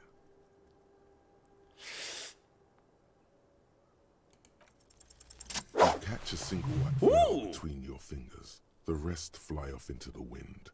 It's a Maybell. The young woman looks at the Maybell in your hand. Just a glance, then takes a drag of her cigarette. The lieutenant gives you an acknowledging little nod. I caught a flower. Look at that. I did it.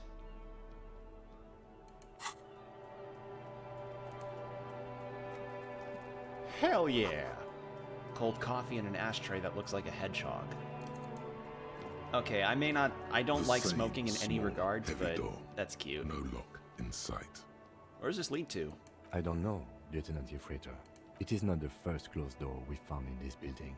There is also your mysterious blue kitchen door. Do you think it's important? I don't know. The further we get, the more this building seems to be tied to the case. The vigilantes, the cadaver, and a number of people connected to the case are in or around this building. This door is part of it. It's not unimportant. See, the main investigation and the door below are merged into a stereo investigation. I hate it when that happens. Push. It's barred from the inside. You hear the bar rattle in the brackets. Sounds like it's heavy, too. Very sturdy. Okay. This is where the big door opener will be necessary. Welcome to the roof. The young woman has a cigarette in one hand and a cup of coffee in the other. Coffee? At 7 at night? Her hair is still slick from the shower. Below her silvery jumpsuit, an athletic young body, built long and lean. I'm sorry for the mess down there. The cleaning lady hasn't come by in days. I'm beginning to wonder if she ever will. Nice view you've got here. It's much nicer now. Where the dead body used to hang, clearly visible from the roof. Yeah. But no longer. Thank you for that, officers. Truly. There is something in her light brown eyes, a sadness, when she thinks about the death of that man. You mentioned a cleaning lady. I think I need one. Oh, yes. Legends of room number 1 have made their way around the building. They say a portal to hell has opened in there. Disco Infernum. They also say that's why the cleaning lady quit. Because of the Infernum. I'm Kim Kitsuragi. I'm a detective from Precinct 57. I believe you have already met my colleague from Precinct 41. Have I ever? This is the biggest fan of ostentatious orchestrations I have seen in my life. And I have seen a few. Oh yeah. Life gets hard, but we go on. The chorus of the 35 single, megaphoning the entire human race, instills you with the fuck it all swagger that prompts one to plow into grannies on your morning stroll. Things are getting easier for me. I'm a policeman. Do-do-roo-do. That is not actually what a police siren sounds like. Miss, we are investigating the murder of the man down there. The people who put him there have asked us to talk to you. Huh. I see. Be careful. Ask something else first. When you go there, use words like, I hear you have been through something difficult. What is your name, miss, for the record? Clausier Amondou. Where are you from? Vredefort, Republic of Oranje. What is Oranje? A bad memory, officer. Understood. It's the past. People can't go back to the past. How old are you? I'm 28. What do you do, miss? What is your specialization? Something stupid. What's that? Oranese lit. Oranese lit? Oranese literature. It's what I studied at the university. What is Oranese literature about? Fear of failure, fear of death, how it sucks to be Oranese. All national literatures are. Only the name of the nation changes. If that's true, then Revacholian lit would fit you like a glove. What do you do with Oranese lit? Nothing. I do nothing with it. How do you make money then? Money is very important. Cool. I've made more money by just being than I have with Oranese lit. Being what? Many things. A roller skating instructor, a secretary, Miss Oranje 37. It's the world's most tired smile. Of course she won a beauty pageant. She's very symmetrical. Could we please take a look at your passport? I'm afraid you can't, officer. Why is that? Because it's buried in a sealed plastic bag at an undisclosed location on the coast, along with cash and airline tickets. Thank you for your candor. Why? They say so in your tourist brochure. Keep travel documents away from your person when west of the river. How do I know you've told us your real name? If I were to lie to you, I would come up with a more mainstream name than Clausier Mondou. It's a weird name. Okay then. Okie dokie. If any of this made her nervous, it certainly doesn't show in her expression or her movements. Thank you. That's it for the record. The record. So official. Nice room you've got here. Yeah. It's pretty deluxe. What are you doing here in the whirling in rags? I'm wintering. How long have you been staying here? About 4 months. I came in November. 4 months in a hotel room? Isn't that basically like a short visa apartment stay? Why here? Here in the Whirling, here in Martinez, or here in Revachol? Martinez. I heard this is where the washed-up disco has-beens go. You're too young to call yourself a disco has-been. I'm really not. You have quite the collection of prescription drugs down there. Thank you. I've put a lot of time and effort into it.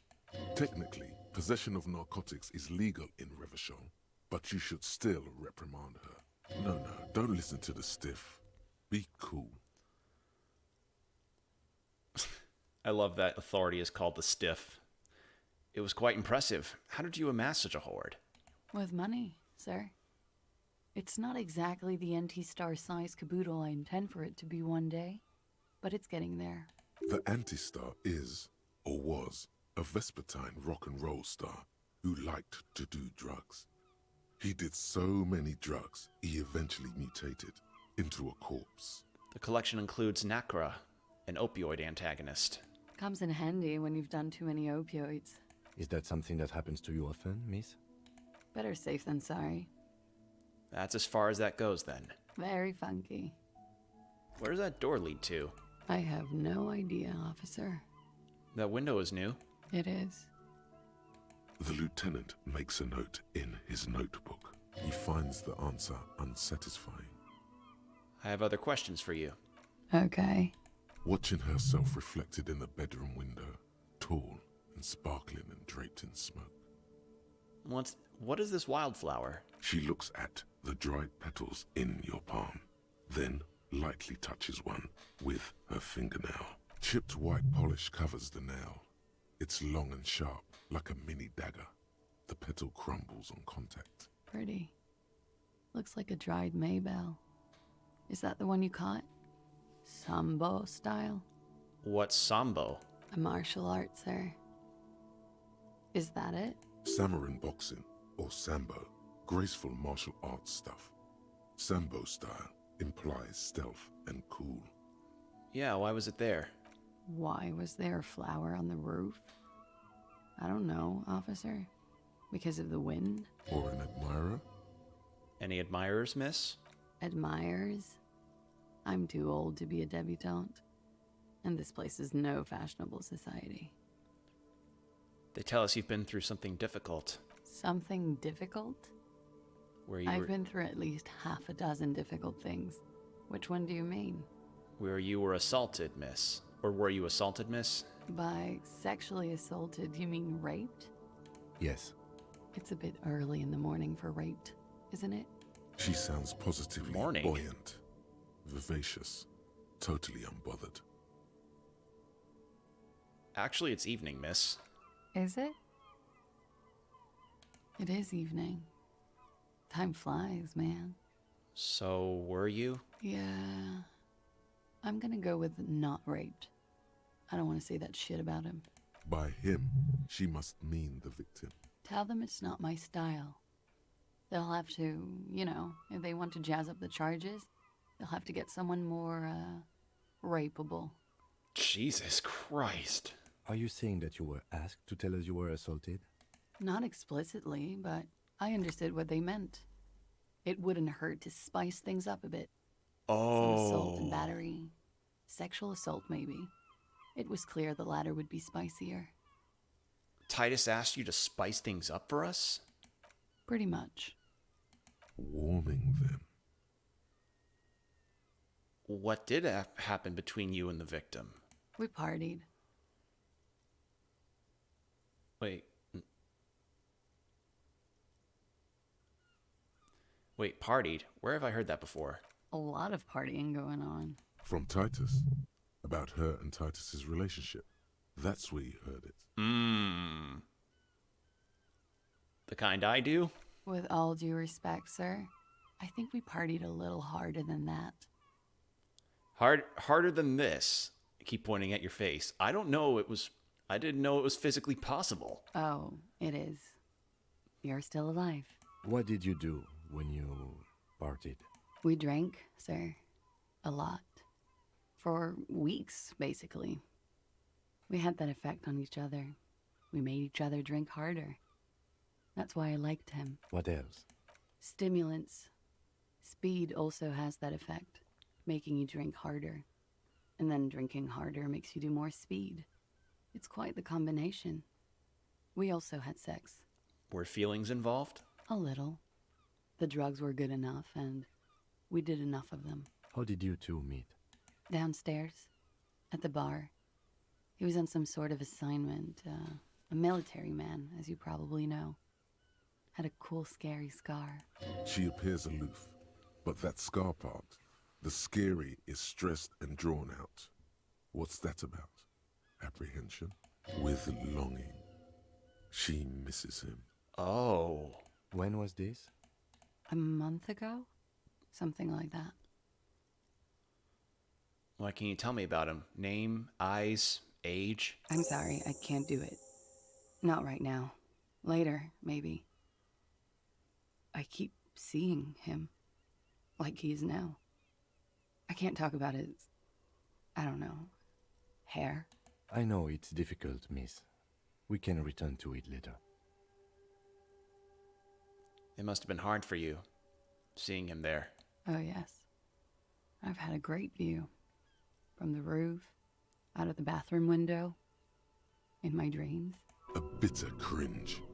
It hurts. You look to the lieutenant. He takes a small step closer. You called us, the RCM. Yes.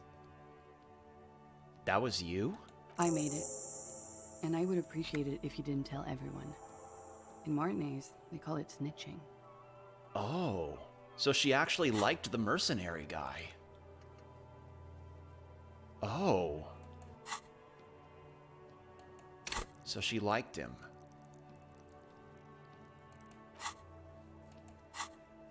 Reporting crimes is confidential in Ravachol, miss.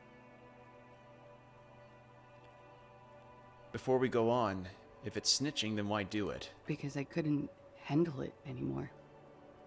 None of these people called. He just kept hanging there. Then they started stripping him. I didn't exactly disguise it. I just muffled the mic and nicked the landline a little. Nicked it? How? With nail clippers. And I diverted some radio fuzz into it. Into the cold wire. So, she's got mystery foam cutter. And in the process, you broke the landline downstairs. Did I? Fuck. I didn't mean to. I had no idea what I was doing. Still, that's pretty clever tampering. Simple and clever. Crossing the lines like that.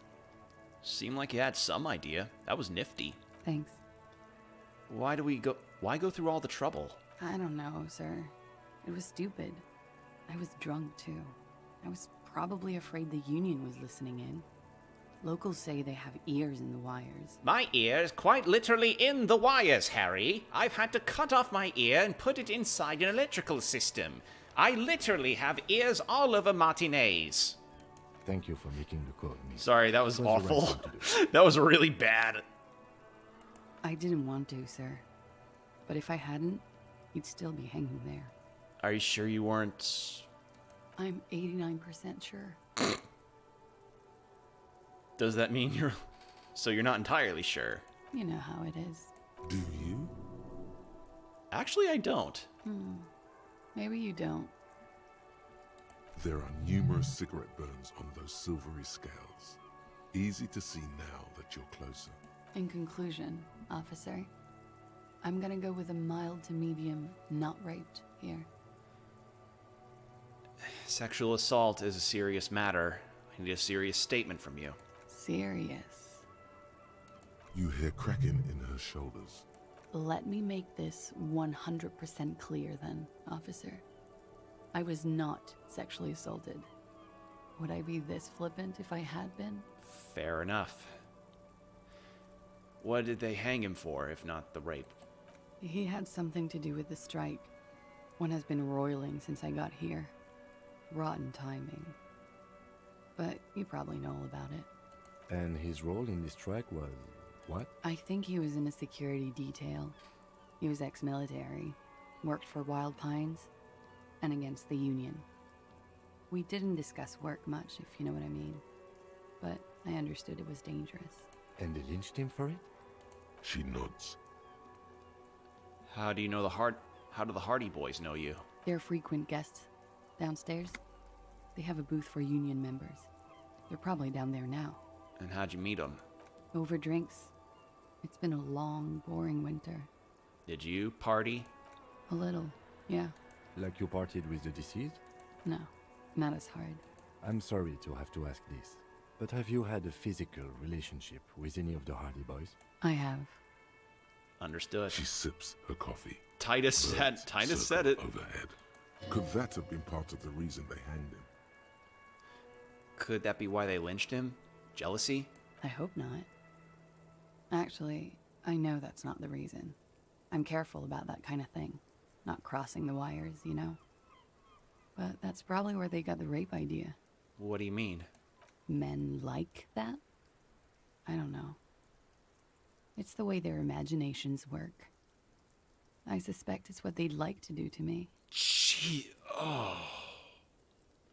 Oh. Oh. Oh. Oh.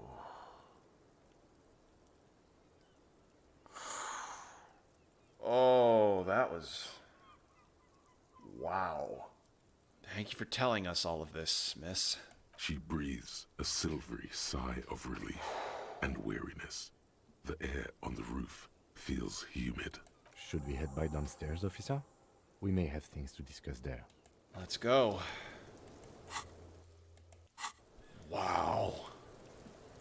Looks like we have more to discuss with those so-called Hardy Boys. God Half damn. their reasoning just went out the window. You think this will make them cooperate? Nothing will make them respect the RCM, but it will disrupt the game they prepared for us.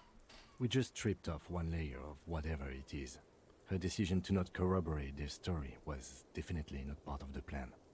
Why did she tell us all of that? What else could she have done? Lie? She saw there was no way to lie and get away with it. I'm not sure she had to lie. I wouldn't have known. If not you, then me. It was a smart move from her. She seems candid. You think so? Being candid is the best way to lie. The appearance of candor with some facts thrown in draws attention away from whatever one chooses to omit. She may be trying to control the pace of the investigation. Anyway, we should move. I suspect our inquiries will bring us back here soon enough. Oh. God damn. Alright, so it seems like the Hardy Boys aren't as noble as they seem to be. Heavy door. No lock inside. Physical instrument? Alright. I might try that check later. Whew. That was a difficult conversation. Wow. Oh. This window. Alright. Well, let's have a little talk with them Hardy Boys. Actually, maybe I could try electrochemistry check again on her medication. Alright, well, that was certainly something. I didn't think that she'd be the I mean, I guess it makes sense that... This medicine cabinet is stocked with drugs. It would make sense that she'd be the caller. Because, yeah, pretty much everybody in the building in some way has a connection to the murder. But damn. Oh, man.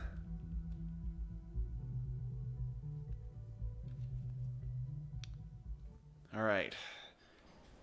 Well, before I check out that door in the kitchen... Hey, Titus, I've got a little thing I'd like to bring up with you, pal. The clowns are still hanging around. What is it now? I got some words for you, buddy.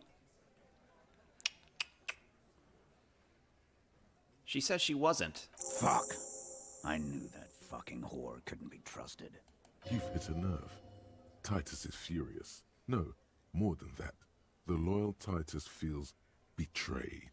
For the record, Titus Hardy did not explicitly specify the victim as a whore, nor did he say anything about trusting her.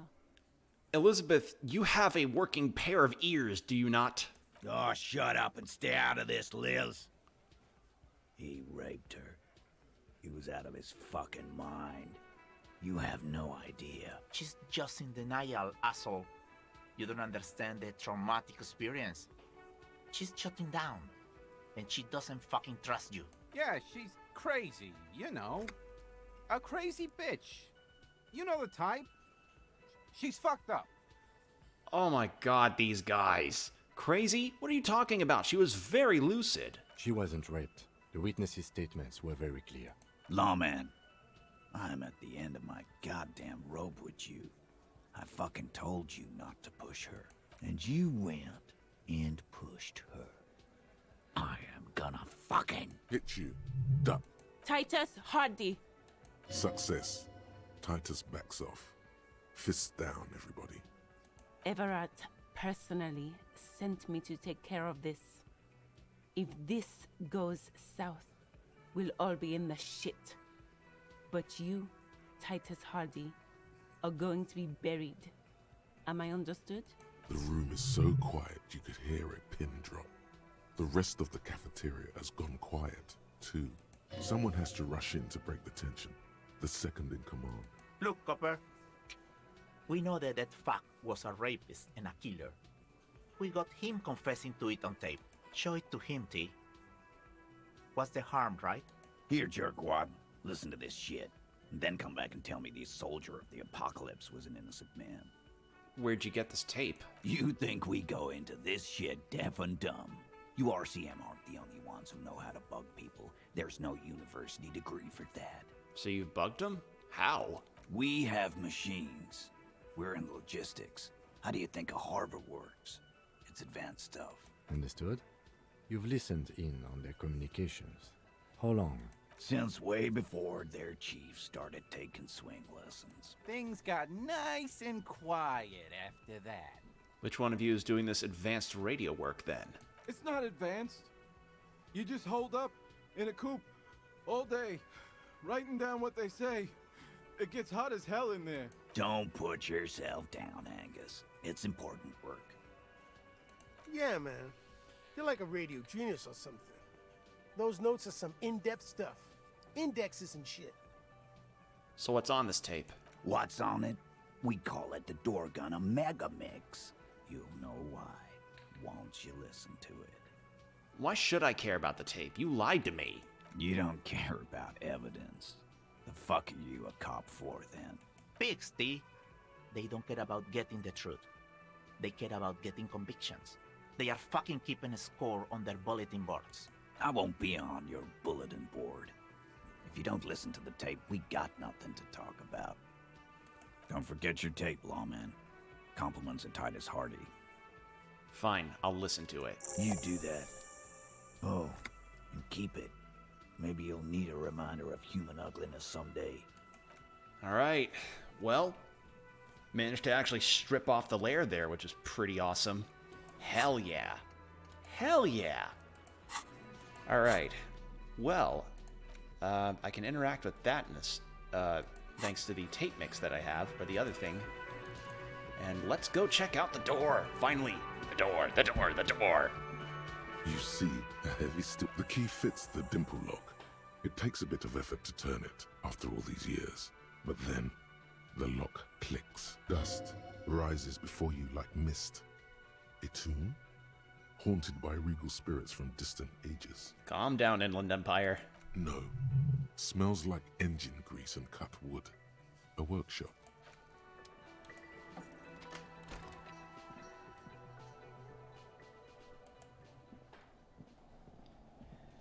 A workshop, huh? Money! Tied to the bush outside the corner of the window. This pinball is white Deora. The black glass shows a female figure in something. I didn't get to read the rest of that. This pinball says the theme is horses and swords. This small elevator is dimly lit by a bulb that's been glowing for ages. The latticed cage is open, inviting you to step inside. Look in. Smells of nougat and sweat. Your head brushes up against the ceiling. There is a control panel to your right, and just enough room for 2 people to fit in. The maintenance card under the control panel reads, Last maintenance, 10th July, 88. Look at the elevator controls. There are large rectangular buttons, monter, descend, and an international call for emergency assistance. That third one appears to be broken. A small steel plaque reads Halter 800. Halter is a Koningsteiner lift company who went out of business a long, long time ago. It says the last maintenance was in 88. That it does. I say, let's brave it. The elevator was last maintained in the 88. That elevator was maintained in the future? No, it was maintained in 88 of the previous century. So it's not a message from the future. No, I think the bureaucrats just forgot about this backroom elevator after the revolution. I wonder what this elevator was used for. Seems like a small freight elevator for transporting machinery. For that, it's pretty quaint. Also, I wasn't expecting Kim to actually be like, yeah, let's brave it. Yeah, let's do it. Where do I go?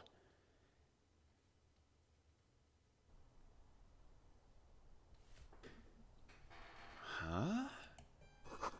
Small windows taped shut with black plastic. You can't see outside. Boxes of tools and replacement parts line the shelves. Oh, I'm behind her room. Schematics for pinball machine futurism theme. That's going out. +1 empathy. Ooh!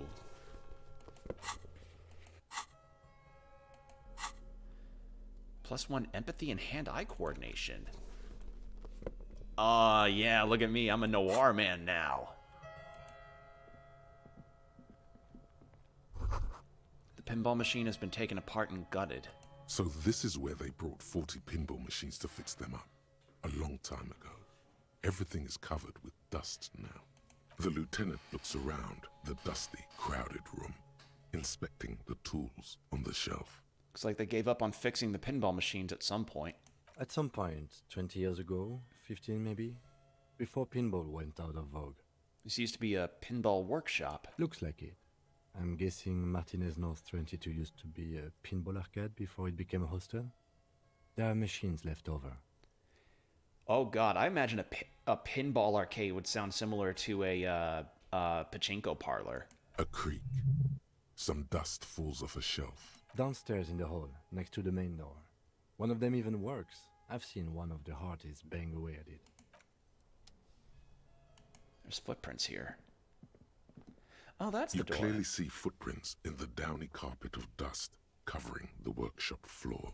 Jackpot. These, unlike everything else here, are new. Someone's been here within the last week or two. 3 weeks maximum, from the dust cover age. It could easily have been 1 week too. You know, officer. This is good. He likes it. There's a little smile there, in the dark of the workshop. It was a stereo investigation after all. It has now converged with our main investigation, adding a new fact to consider. Okay, what does this mean? It means someone snuck through what seems like a secret route, behind Classia's room, in the recent weeks. This may prove to be significant. Let's have a closer look then. Large prints, most likely made by Boots. The size is hard to determine. Sole could be bigger than Vamp. The soles have left a pattern, uniform, horizontal lines. One person has been here. They've gone back and forth. The tips point both ways. Prints look like one person went back and forth. This print doesn't look like the odd soled prints we found at the hanging, Kim. This doesn't look like the workers' boots from the hanging, does it? Back and forth. Between that and that. Odd soled print we found hanging. The size looks about the same, actually. They're not the same shoe, but they could be the same person. Doesn't look like a worker's boot from the hanging, does it? No. These little horizontal lines are different. They look custom-made to me. Or some kind of foreign print. Hard to say. Still a boot, though. Everything around you is quiet. The prints crisscross the workshop floor. All right. Well, at least we managed to find out that. How much more experience do I need? Okay. Just a little more. And what is over here? There's a tiny hole in the wall. You see a bedroom on the other side. You can almost see the shape of a man and a woman writhing inside, bathed in drug sweat and dirty linens. Bottles lie around everywhere. What were those people doing in there? You lean closer to the peephole instinctively. I bet they're doing something quite unnatural there. Sensationally unnatural. I think I can see into Classier's bedroom from here. You can barely see through. Better not to jump to sensationalist conclusions here. The footprints on the floor, however, definitely suspicious. Well, at least we found out what the deal was here. This is the inside of the barred door you've seen before. Unbar the door. And there we are. Finally, the mystery of the door has been solved. We did it! We solved the mystery! Officer, what brings you up here in the rain? The Hardy Boys gave me a recording. They say it proves the deceased's intention to commit rape. It sounds like the boys would have preferred my saying it did happen. I didn't want to get caught up in this. She is not at all worried the tape will contradict her statement. What does that recording say? We are in the process of listening to it, but haven't yet. She nods, exhaling a dense cloud of cigarette smoke. Why not? I'll be here until 11. Till 11, okay. Well, let's do... I have some... Do I have anything for volition? To add to volition. No, it doesn't look like it. Nope, nothing.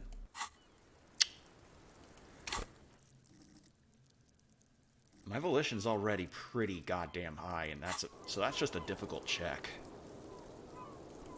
Officer, what brings you? Yeah? That door there, did you know that it leads to a downstairs elevator? I did not. Mystery solved then. I kept wondering where it led. There may be more to this mystery at some later time. She's holding back. Let's make a mental note for now. There's a There were tracks on the floor. They're recent. Huh. This isn't good. She's straight as a stick, suddenly. There's a peephole on the other side, looking into your bedroom. A peephole? You mean like a hole in the wall? Yes, looking into your bedroom, miss. Okay. A jitter of fear and disgust moves Yep. through her body, beginning from her shoulders and ending in her hips. The cigarette tastes foul to her now. Do you think this is somehow connected to me? It could be connected. Okay. Do you have any way of knowing how long it has been there? Unfortunately, no. But if I were to guess, long enough.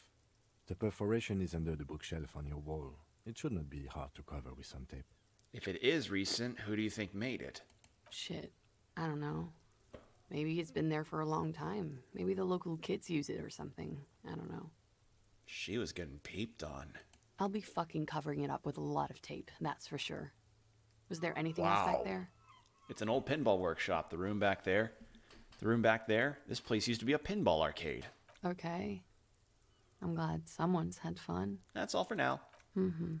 She's lost in thought. Eyes narrowed. Forehead furrowed. All right. I think I might want to try this. I have pretty good volition, and I've been having some okay time on my checks. She looks back. Nah, didn't think so. Moves slowly. The triangles of her face rearranging into a weary smile. Don't worry. We will protect you from her beauty. Consult you through the reefs and sounds of her persona. We will see through deceits. You are shielded. You are wise. You are advised. There are muscles on long white bones that line her limbs, just below the silver jumpsuit. What is happening? Nothing. Just time passing. Don't worry. You are not a fool. Anything out of the ordinary and you would be notified. Air moves in your windpipe. Your heart beats. You're a detective. Get back to detecting. Am I being beguiled? She presses her elbows against her waist and slowly turns her head. Her hair brushes her shoulders, making a small hissing sound, almost imperceptible. Avert your eyes. The strange moment ends. It was brief, no longer than 2.2 seconds. Okay, that was something. Cool. All right, let's go. I think I'll check on the phasmid stuff first, and then check on getting the gun. Come on, Harry, get your gun. But yeah, now I know. And yeah, it seems like there was a conflict of interest in regards to divulging the information about the victim, because they just wanted to make this mercenary to be a bad guy and be like, yeah, boys, we kill a real bastard of a man here. We're all big men that drink big beer and do big boy things. And here I come along being like, you guys, you don't fucking care about any of this bullshit. You're just a bunch of dumb shits that try to be the law and try to be the big vigilante boys when all you're doing is just working against something that pisses you off occasionally. That's essentially what my character just did.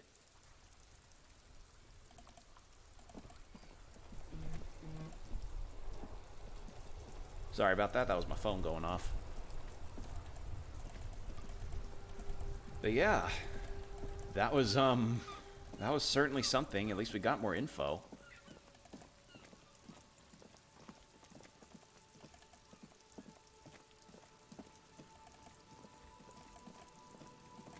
Yeah, let's go check on the traps. And then let's go get the gun stuff. The trap is full of locusts. Poor thing. Still full of locusts.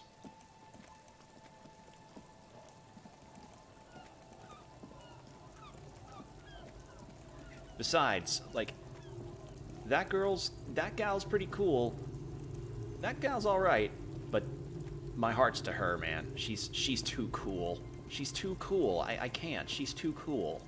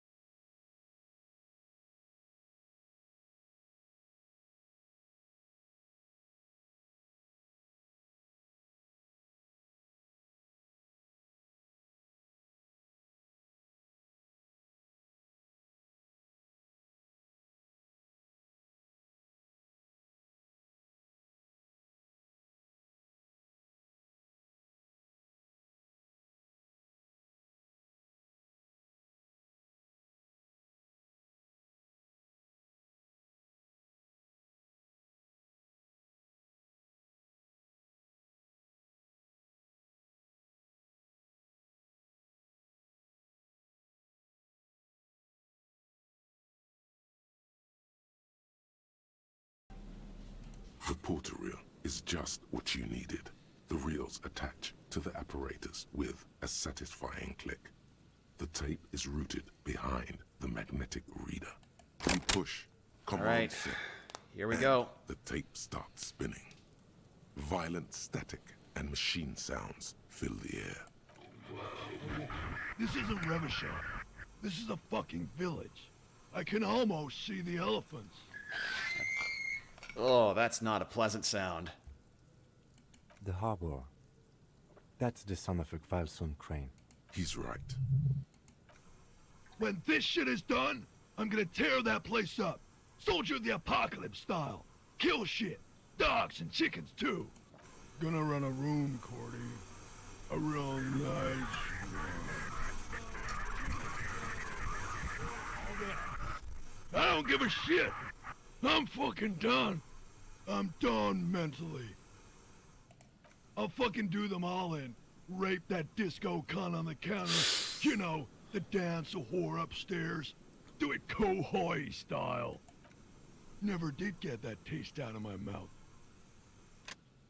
The lieutenant presses the button marked Arrete on your porter reel. The tape stops spinning. What was that at the very end? Silence? End of recording. What do you think? It seemed authentic enough. Probably recorded off the shortwave, then edited to seem more incriminating. He sounded like he was on patrol around the harbor walls. He also sounded inebriated. Still. There's more going on here than we know. It seemed authentic enough. Probably recorded off the shortwave, then edited to seem more incriminating. He sounded like he was on patrol around the harbor walls. But he did say he was going to do it. You can't edit words into someone's mouth. Indeed, but... There's more going on here than we know. Who's this Cordy? One of the other mercenaries, I think. The one he was talking to. A friend of his? Maybe the guy that's acting as a scab. What's Kohoi? A village on the Samaran Isola, in South Safre. Grad committed war crimes there, the kind of thing he talks about. You think he was there? Who knows? Maybe the tattoos would have an answer. Or maybe Kohoi is just merc talk for atrocity, slaughter. Alright, what now? I think we've got a few more questions for class here, don't you? This seems to contradict her testimony, at least to some degree. As you take out the tape, the boombox tunes itself back to the cheery radio again, spewing out beats like it's a Friday night. The contrast feels chilly, inappropriate even.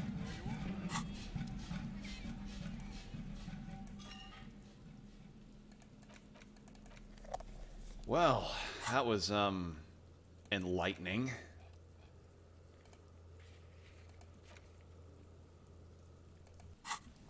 But, in any case, I still have the matter of my lost gun. And actually, do I have anything... I still have this. And this. 6 crumbling petals rest on your palm. They're white, a bell-shaped crown. What is this, Kim? This is the Insulindian lily, called Maybelle's or Lucille's tears during the Revolution. Girls used to pin these on soldiers before sending them off to battle. This flower is a spring flower, but it's a bit early for that, isn't it? Who penned them? Which side? The revolutionaries, so the communards and the anarchists. White's their color, but the custom started in the suzerain's army, so it held meaning for the kingsmen too. It's about girls and boys more than sight. Girls sending off boys who are going to their deaths, then also dying themselves in the ruins from dysentery and consumption. It's a symbol of the Civil War. Does this flower blossom in early spring? Yes, but not this early. Not to my knowledge. It looks dried, preserved. Is it a coincidence, it being on the roof? Maybe. Maybe not. We'll see. Very well. The petals feel dry and fragile in your hand. Alright, well that was something. Map of Martinez. The worn map features medicinal purposes. Very well. First, hangover choose cures. a base ingredient. I don't know what rue is. Fresh mint. Next, you'll need to combine the base ingredient with an appropriate vehicle. Mash into a paste with some aloe vera. Lastly, is there anything else you'd like to add? Pomegranate seeds? The ginger root will help with the nausea, and the birch bark tea will help you flush out the toxins. You closed the book. Very well. Next, you'll need to combine. Lastly, is the ginger root will help with the nausea, and the birch bark. You closed the book. I guess I must have gotten it right the first time. Okay. Alright, well I got a level up. And I'm still internalizing Wasteland of Reality. So I could try for Pain Threshold, because I've got a lot that I can fill out there. Or I could go for Half-Light to have better try on the Fuck the World jacket guy. Or I could do Pain Threshold to finally get inside that fucking door.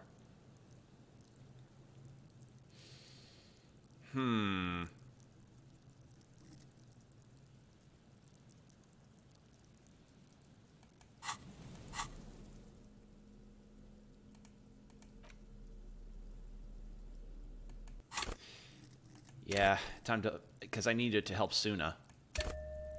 So, there we are. And now I can try the fucking door again. Alright. Well, boardwalk. Time to get my gun back. Possibly? Or do I have to go somewhere else?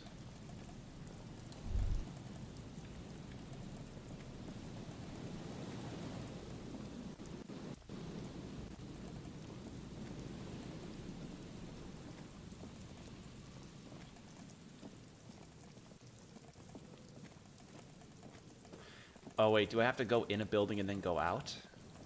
Wait, where is that?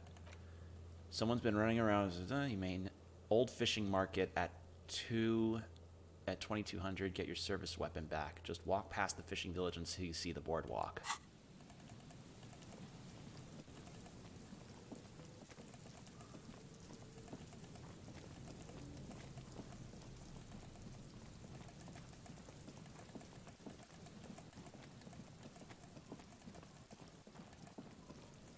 Let's go inside the church to... she probably will arrive there when I go in and out of a building, methinks.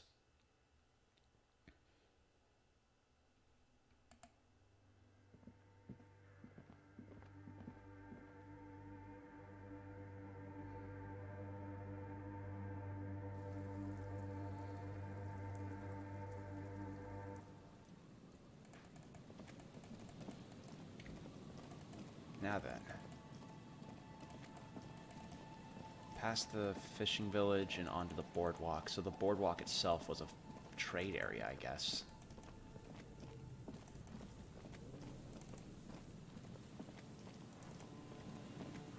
Put your hands where I can see them. Oh! Not what I was expecting. Show me your hands. This is the pigs. Show me your hands. Right now! Show me your hands! Right now! Scavenged, battery-powered police lights protrude from her back. The flickering light show reveals a gun in her shaking hand. She is high. Her hand is trembling from some sort of neurodegenerative disease. Possibly. Madame, please drop the firearm immediately. Easy, ma'am. Take it easy. Failure to comply. Suspect is displaying aggression. Officer, under duress! Officer, under duress! I am the police. Don't move. Don't move. Hands on your head. Suspect is armed and dangerous. Ma'am, I need you to calm down. We just want to talk. Lateral vascular neck restraint. Carotid sleeper. Carotid sleeper. Critically reducing blood from passing through the neck of the suspect. Be careful, detective. Don't do anything that might set her off. The situation looks bad. Calm yourself. Steady your breathing. Please identify yourself, ma'am. It's a goddamn police shitbag. Cut the pavement. You're under arrest. As she waves her hands, You notice familiar-looking ampoules and packets sticking out of the mountain of police gear on her back. Medicine or drugs? Hand-eye coordination, huh? We can solve this peacefully. Please lower the weapon. Officer in need of assistance! Suspect at large! Get on the ground! Ma'am, please. We want to help you, but you need to lower that weapon. Let's just talk, all right? Disturbance reported. Authorized deadly force. Sector, take the shot! Big red key! Big red key! Big red key? That's code for the battering ram. Cop talk. You know this.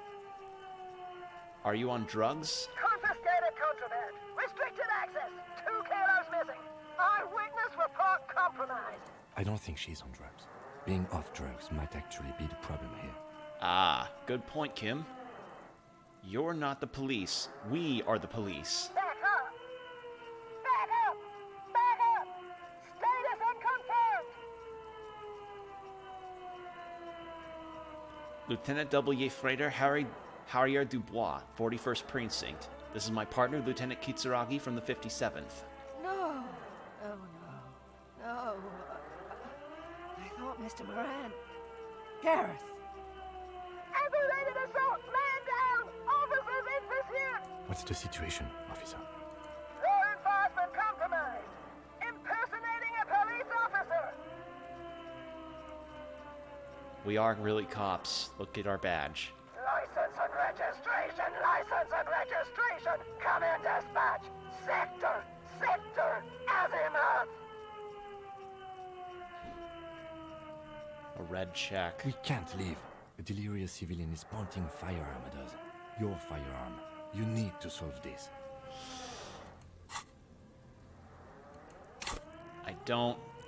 I'm not confident in the check, though.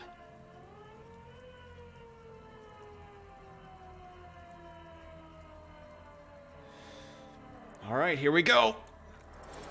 She's frantic, confused, teetering under all that gear. There's an opening if you just move fast enough. If not, the lieutenant's got her in his sights. No, I know myself. I know I'm gonna fail. Sure, you're you. But how do we end this? She's not just gonna let you leave. Gun, I'm coming! Suicide by cop! Split-second decision! Eat lead, scumbag! Oh my god. God, I almost blew her head off. What is this? This isn't police issue. Police weapons have bullets. This isn't real. Police don't always have bullets. What is this? Why did you sell me this? She looks devastated. Grab the gun, right now. This might be your only chance. Pick up your gun. No one ever cares anymore. Why would they treat me like this? Great gears are grinding to a halt. The machine is powering down. She's all out of jolt. Poor woman. We need to figure out what to do with her now. Nobody's ever around. Nobody ever comes to visit me. What do you think is happening to her? She's in a stupor. I've seen this before. God knows for how long. Could be days when they get like this. Why was she like this in the first place? Honestly, I don't know. Dementia, probably. Dementia and Channel 8. And loneliness. Neurodivergent disease. This is what happens when you listen to too many cop shows on the radio. There's a bit more to this than that. But right now, we need to decide what to do with her. I'm very sorry this is how life turned out for you. Her scratched skin is warm to the touch, but the person inside doesn't even know you're there. She's in a stupor. Honestly, I don't know. Dementia could be. Her hands were trembling and she did seem uncoordinated. But what are we gonna do with her? Should we just arrest her? I don't think there's any need for that. In her current state, and without a gun, she isn't really a threat to anyone. We could let Titus know. This is a perfect problem for the local peacekeepers to handle. They might even know her family. Wait, I was really hoping I can give her one of those station call slips. Yeah, Titus sounds like the man for the job. I don't want to endorse the Hardy Boys' inflated sense of self-worth. They're not cops. We are. Okay, that settles it. I'll contact my station after we wrap it up for the day. They can contact the sanitarium and handle the logistics. But I think we're done here for now. Let's head out. This is done. Please, leave the radio on.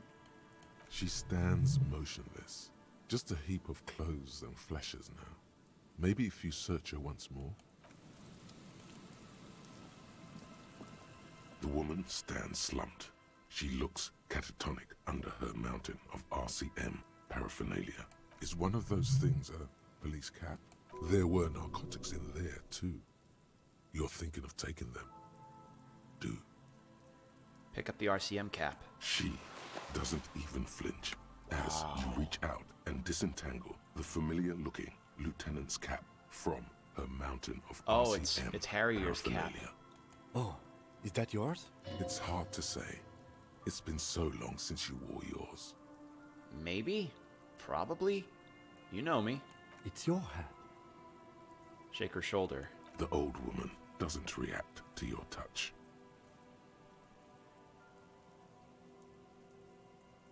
You take the phial of Pyrrolidon and the bottle of speed as evidence, obviously. You're taking those, are you? Listen to him, for once.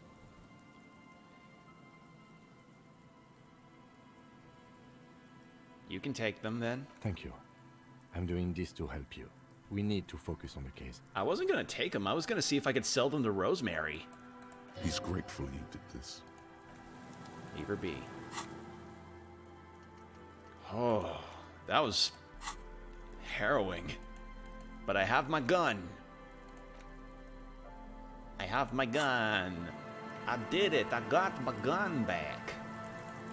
And I think I'm gonna check on the traps again and then head back to the whirling. Although, as I said, I don't have the money to stay there again, so this could get a bit much. Might need to head over to this fishing village again.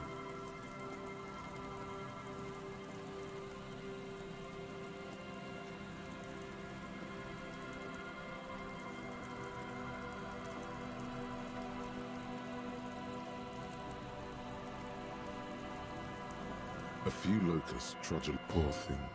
Nothing new on that. It's probably going to be a next day kind of scenario with those traps, I think.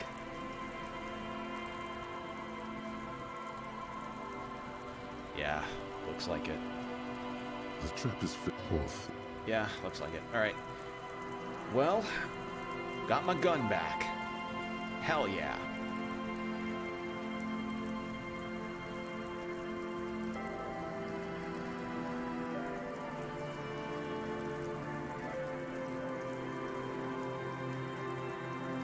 But yeah, thank God that gun was not loaded.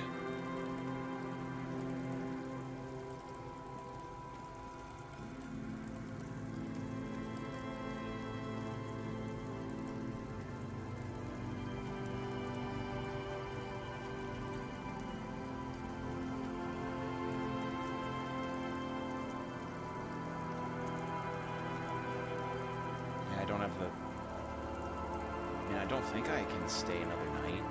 Could be wrong, but I don't have the money for it, and I think I did need to pay for another night.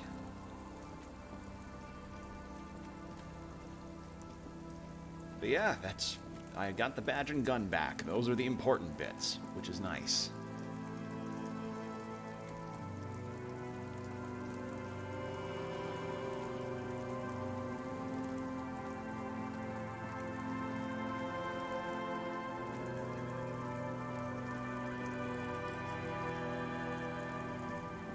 Actually, do I have anything that I can pawn off?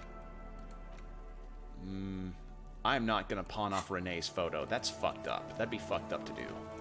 No. I'm gonna check on the radio again. Inside, you see a set of steering levers, a radio microphone, a metallic drawer, a pull-out tool. This is Precinct 57. Still no word, I'm 57. Didn't think so. Alright. Inside, Actually, you see a can I set of report the steering woman? levers, a radio microphone. This is Precinct 57. How may I assist you? Lazare. Just a moment. 10-4, come in, officer. Over. I'm happy to report that I found my badge, Jules. 10-4, sir, glad to hear that. I'll write down that there is no need to issue a new one to you then. Over. Roger that. 10. Alright, cool. And now we can talk to Titus. Actually, no, it wasn't talk to Titus about that. I didn't want to talk to Titus about that.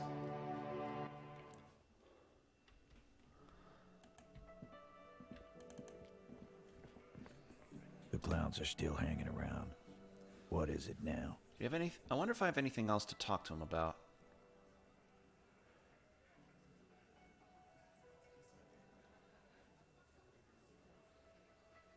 So I've listened to the tape, and I'm going to confront Classier with it. Smart boy. You go do that. Alright. That's going to be tough.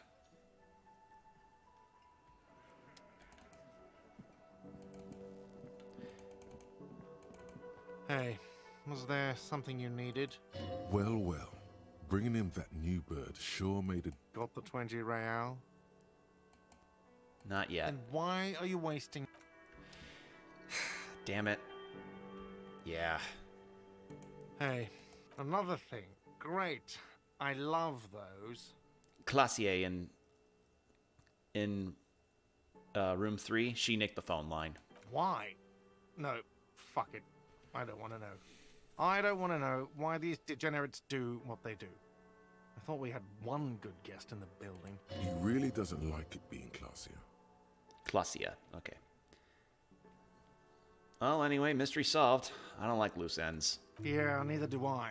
Thank you for telling me, I guess. Good thing she pays for her stuff on time. I'll forward her the bill and be done with it. There's a peephole in the wall. What wall?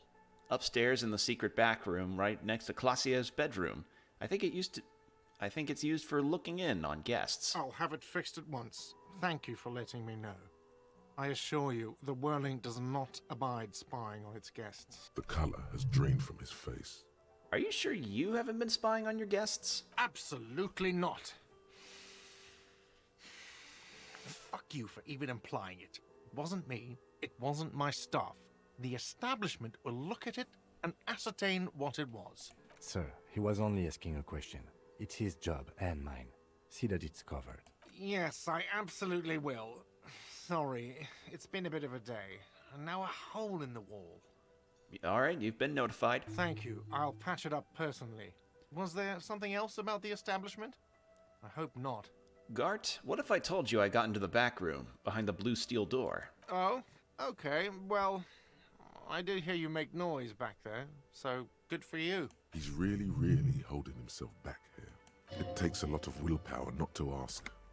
Obviously, he's been wanting to know what's behind the door. Aren't you gonna ask me what's back there? Okay, what is back there? Pinball machines. A pinball workshop. Ha! I knew it. I've always wondered where those machines by the door came from. And they told me there was some kind of pinball thing here too. I knew it. Were there any back there? In working order, I mean. Why? Do you want to play? Because I might be up for a game. No, I was just wondering if you found pinball machines there. I feel a capitalist plot coming up. Capitalist plot. The pinball we have in the corner now is broken.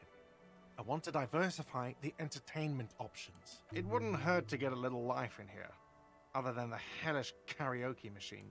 Oh? He's really... It takes a lot... Okay, what is... Ha! I knew it. Were there any back there? No, I was just wondering. No, but we could... It wouldn't hurt to get a little life in here. Yes? Got the 20 real? Then why... Okay. Well, at least I gained experience for telling him about the pinball thing. But, how about we go have a little chat with Clasia about the tape. Oh, this is a toughie.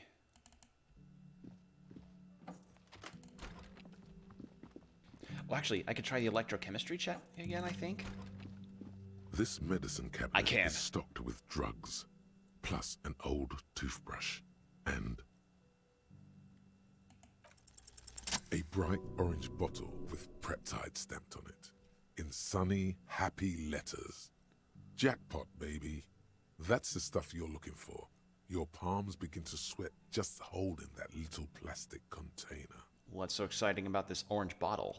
It's speed, man. Just what you're looking for. They call it dextroamphetamine and talk about psychological disorders. But what we're seeing here is some scientifically advanced trucker speed. Lieutenant, I also see a brand called Preptide. Preptide, a euphemism for pharmaceutical amphetamine. Prescription speed. The fuck are you waiting for? Let's get super fucking preppy. Close the cabinet.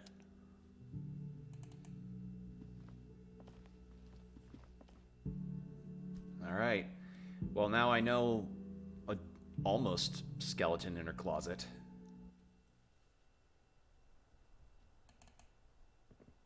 But yeah. I have a chat I'd like to have with her now.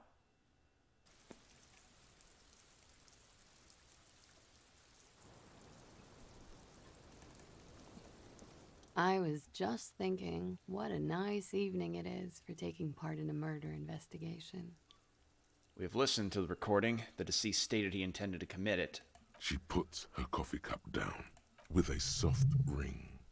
As the porcelain meets the metal table, this does not surprise her. Did he? I never said he was a good man, or that he had good intentions. Only that he was never bad to me. On the tape, he specifically identifies you as the target. Where did they get this recording exactly? It's intercepted radio chatter of the deceased, recorded via de-encryption station. It's authentic enough. Does he say he's gonna do it Soldier of the Apocalypse style? Those are the exact words he used. Yeah. That was practically his pickup line. Did he say whores a lot? Was he pretty much on the verge of doing it Kohoi style? Yes, the word whore was used. He liked the way it sounded when he said it. As to Kohoi, he wasn't actually there. He didn't do a tour, or at least didn't tell me he did. Would have been overkill anyway. He lived his own little Kohoi. It wasn't his everything. Do you think he was trying to scare people? No. I'm pretty sure he did all those things. And then had to internalize them to keep on living. Until they just sort of turn into his, what's the word I'm looking for? Coping mechanism? Running joke. Oh! I was gonna say running joke. And it sounds like he didn't even get the good bits. Lely's punchlines got way, way funkier than that. Lely? He was like the Seminese conflict, the Kohoi massacre, and the 36 famine in Yezut all rolled into one person, then cast in Orani ceramic armor, which he wore in bed and in the shower. Oh, that does not sound very sanitary. Weren't you afraid? Afraid of what? That tape the Hardy Boys recorded? No. Your mother probably never told you this, but girls are evil. Had I the physical robustness and social support, I'd be in Kohoi. I would be tearing it up Soldier of the Apocalypse style. Did he tell you he had actually done any of those things? He and Martinez, I mean? No. We were too busy laying waste to our own nervous systems to direct any of the fury outward. He seemed happy, I guess. At ease. As much as a man like him could be. There is a small measure of pride in her, that she could quell the rage in such a being. Thank you for clearing that up, miss. I see. Whenever you're ready. I'm interested to hear what Titus Hardy has to say now. She takes a very small sip of her coffee and smiles. Now that you've had some time, can you tell us more about the victim? Like, for example, his name? Actually, officer, I didn't know his name. I just called him Lely. A nickname? I guess. He came from Lelystad. It's short for that. And it was his army name, apparently. He said his real name wasn't his. I tried to pry it out of him, but it was no use. Lelystad. That's a good start. We have a few questions you can help us with. A few things a field autopsy alone can't answer. The young woman cranes her neck, trying to catch a glimpse of the page the lieutenant passed to you. On it is a list of autopsy observations, recorded neatly in blue ink. The last missing pieces of a puzzle of flesh. Where is Lelystad? The place, I mean. In Oranje, officer. It's, I think municipality is the term. A nowhere town there. The Lelystad municipality has few boroughs and even fewer cities. It's made of agricultural plots near the border of Gottwald. Executive summary. Cows, silos, and wheat. Oh, so like Nebraska. You were almost right, officer. That means his race was occidental, not mondial. I'll update the form. Look at Calice. You were both from Oranje? Yes. We were compatriots. Did that bring you together? No. He was too old for that. And from another part of Oranjenrijk. I didn't even understand his accent. What brought us together wasn't Oranje. It was bad habits. How old was he, miss? He was 42. 42? Are you sure? I would have had him above 50. He had many scars that made him appear older. But no. We even celebrated his birthday, like, some weeks ago. It was a funny 2 days. He had little reason to lie to me. Looks like you were right, officer. Hey. Points are good. Have one, you old dog, before we all die. I didn't know this was a competition, Kim. Better not mention it. The young woman looks at you, then the lieutenant, then you. She's clearly sensing something. A spike in testosterone levels. I'm not having a dick measuring contest with Kim. That'd be rude. His eye color? Blue. Light blue. They were like little blue galaxies, you know? It was strange, seeing those eyes in his fucked up face. Pardon the swearing. I do him an injustice. He wasn't ugly. And he had a beautiful, soft voice. Very surprising, what with all the scarring. It was quite something, watching him speak. He had a combat wound on his chin and mouth? Yes. Severe. It made him look like half his face was cracking away in some strange smile.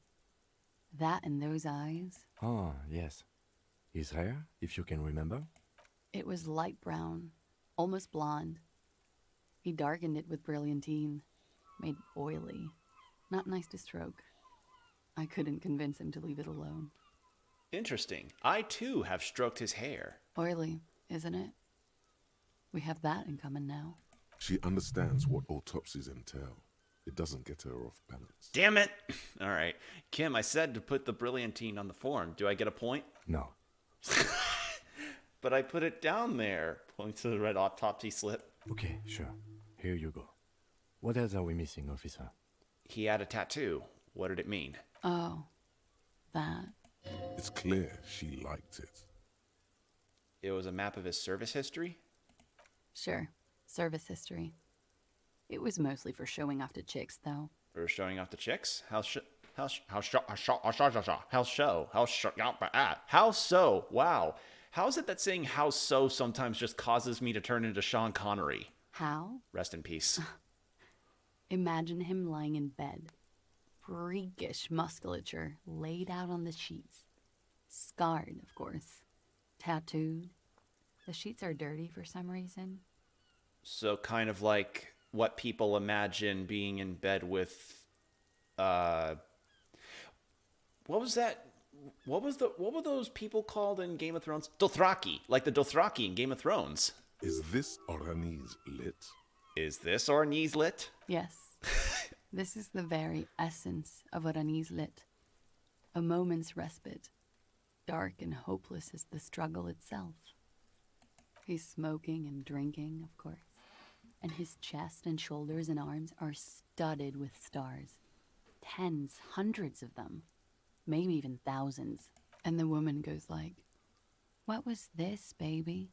And he says, that was too hardcore. Don't ask me about that. So she goes, okay, but what's this, baby? And he's like, saw some bat shit there. Killed some loincloths. And so it goes. Star after star. Port after port. Third world country after third world country. And he's done horrible things in every single one of them. And you were the woman in this? Oh, yeah. Can you tell us precisely what these tattoos, what these mean? No, thank you. I've seen enough of him dead. I can tell you what they meant without looking at them. Go on. Why is she pouring so much more coffee when it's evening? He was a blue-eyed boy with thick arms, from a small town. He was also poor, and the government of Orania needed some people killed, so they turned him into a grotesque killer. For money. He went to Killer Academy in Vredefort. Then he killed some people on the Seminine Islands. And on other islands, too. All of the islands. After this, he came to Revachol and got killed himself. Not a very fun story. It is when you're high. It can be very exciting then. You have the tools to deal with it. It's not a very nice story to remember when you're sober. A change of topic? Could it be love that did him in? It very well could be, yes. What do you mean? What do I mean? I have no idea. I don't even know what you mean. Love did him in? What does that mean? He told me. Love did him in. That's not funny, officer. Her voice is like a slash through the Wow. air. Her shoulders tense up. Well, it's because I did the Inland Empire check, so he did technically tell me. Damn. That pissed her off. Something miraculous is coming. He told me. The lieutenant blinks. His expression does not change. All right, let's see where this is going. From way out in the northwest, he told me. Cool.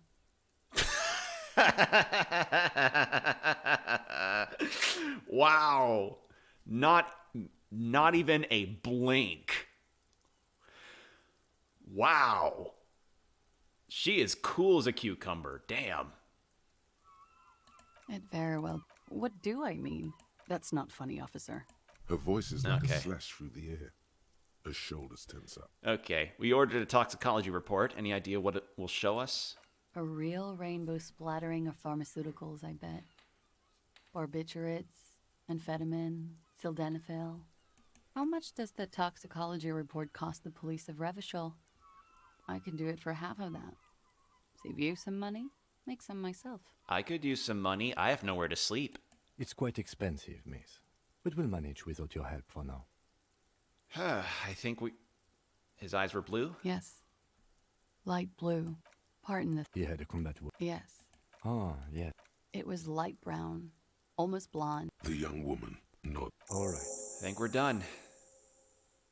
Coolly, gracefully, she pours herself more coffee. Let's talk more about the assault. Not my favorite topic, but okay. How about we, Wait, stop. That man, bloated beyond all recognition, was 42? It's what she said, yeah. Below the damage, the weeks of decomposition, all the swollen indignity of mortality. He was 42 years old. Where's this going? How old are you? That's where this is going. 45,000 liters of raw alcohol has left its disfigurements. What lies beneath, you wonder? Kim, how old do you think I am? Huh? How old do I look? How old? 58? Maybe you're wrong. You were wrong about the deceased too. He was way younger. He was deceased. He had been decomposing for a week. I feel like I've been decomposing longer than that. On the bright side, you've been getting a lot of exercise lately. The ravages of Al Ghul are nearly as extreme as that of death itself, Lieutenant Kitsuragi. There's silence. Then a little more. Here it comes. Mercy. Sure, you're 42. Let's go? Wait. This requires scientific measurements. Bring it on! I'm not afraid of the truth. To the laboratorium. Date of birth generator? Your face looks like it's 58 and your body feels like it's 60. Your mind feels like it's lived for 1 day or 100. No longer than, both longer than they ought to be. The day and the century. But for how long then has this thing attached to your sentience walking the planet's crust? Time to start racking those brains of yours, Elder One. When and where were you born? I think I might do that one next. On the next level up, I think I'll ask, I'll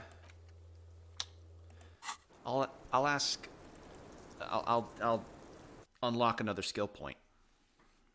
I don't know why I was struggling on that sentence there. Ow, ow, ow, ow, ow, ow, ow. Actually, can I forget any of this other stuff? 15th Indo tribe.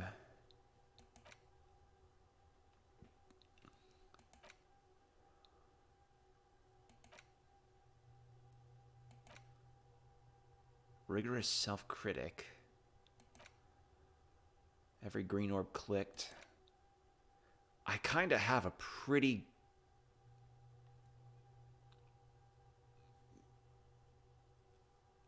Yeah, I kind of have a really good setup here in regards to the thoughts. So, yeah.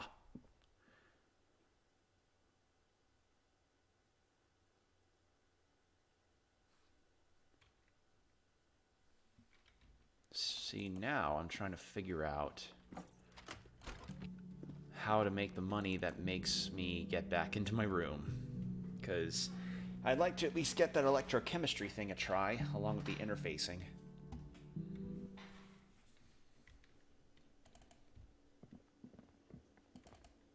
And I can't talk to Titus, he's gone.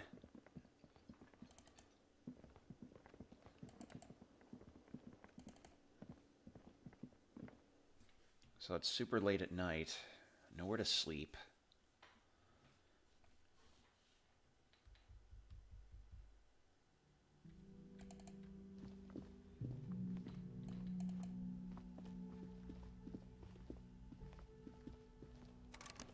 Yeah. Can't do anything about that.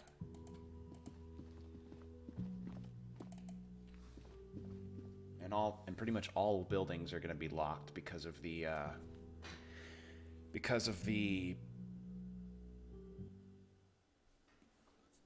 time. It's late, so yeah.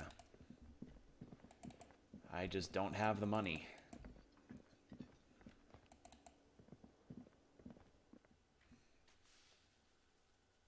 In that case, I don't know if I could mooch anymore off of Joyce. I could tell Everett that I got my gun back. Inside, you see a set of steering levers, a radio microphone. This is Precinct 57. Yes, I got the mercenary's Yes! name and a few biographical details. Are you ready? The lieutenant leans in to listen, notebook in hand. Shoot. That suit of armor was issued to an Oranese citizen named Ellis Cortenaer. That's E-L-L-I-S Kortenaer. Exact date of birth, unknown. He was signed into the Lelystad County Neonatal Care Unit on 28th of February, 09. Neonatal care unit? He was found as a newborn in a leaf compactor near an abandoned farm. He spent 4 months in the neonatal unit, survived apparently, and was assigned to a foster family at 2. This is what the ICP knows about him.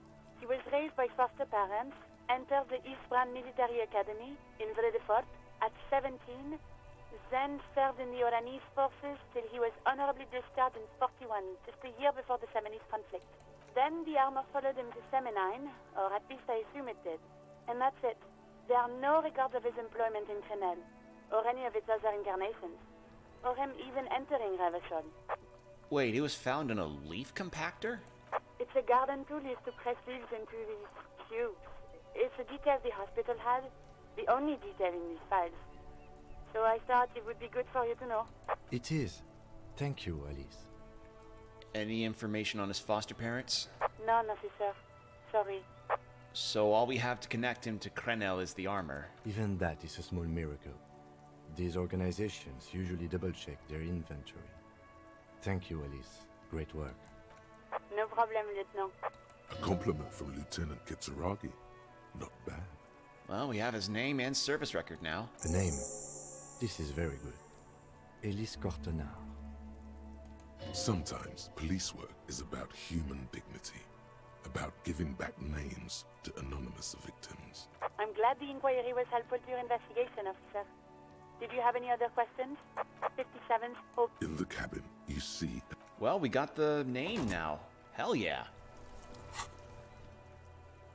And now that I got a level up... Yeah, Wasteland of Reality is not gonna... Date of birth generator. 7 hours. Okay.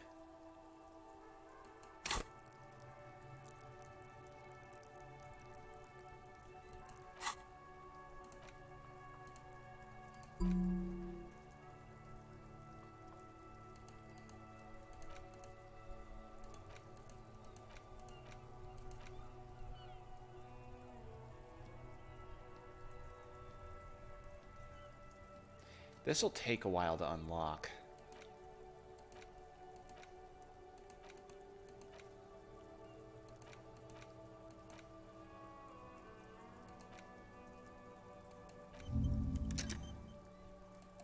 All right. That ride is... Hey! Actually, I wonder if half-light gets increased if I have my gun on me. Holding the gun feels natural and satisfying. It's like an extension of your arm, the polished wooden handle almost fusing into your palm. I think my hand recognizes it. It reminds you of the day you first held it, with fear and respect, hoping you don't have to use it in vain. The sun was out in Jamrock. It was so long ago. Sheathe your sidearm, officer. A serious law official, cop by the book, should know to only unholster their service weapon when using it is unavoidable. All right. Good to know. Good to know. That ride is... Hey, piss... Look who it is. Shrunken cophead material. These guys aren't scary. You're not scary. I have nothing to work with here. It's either begging or bullying. Or both. Just ask them, maybe. Gentlemen, I need your jackets. Why? Look at the shit I'm wearing. Yeah, like he said, total shit. What about it? My clothes make me sad. I need to fun it up. The lieutenant looks down at his bomber jacket and shrugs, obviously content with his uniform. Fuck it, I don't deserve a cool jacket. I suck. Fine. Fuck it. Here. Take it then. I can't handle this sad shit. It's true. He simply can't. It's called empathy. Wow. I did not see that coming. You better wear that jacket with pride. Fuck that. You're not getting mine. My dad's a lawyer in La Delta. He'll have your badge. No, he won't. The lieutenant is lightly amused by the situation. Wait, world fucker, you got a rich dad? No. He's like a volunteer lawyer. Aww. A total bitch. Cites law and does dishes. He's part of a really wealthy family and he's trying to be a rebel cool guy, but he's too privileged. You know what, cop? Fuck you. That's not what this is about. You're not getting my jacket. Fuck him. We don't need his rich dad jacket anyway. Fuck it, we don't need the other one. You said you were more of a piss kind of guy, so I got the jacket for you. I'm not wearing that jacket. But don't you want to express your individuality? I already am expressing my individuality. Still, it's good to know that we have it, should the need arise. The need will not arise. Look at this cute shit. How can we become skulls if you go around fraternizing with cops? Let's get the fuck out of here before anyone sees us. Fuck. I'm sorry, man. I just don't like confrontations, that's all. I managed to make them go away. And I have the pissed jacket. How good is it, actually? You finally made it, haven't you? People point fingers at you and whisper to each other when you pass by, wondering to themselves, where did that man get such a cool jacket? Did he receive it upon graduating the École Normale Supérieure de Badasserie? Dangerous? To badasserie.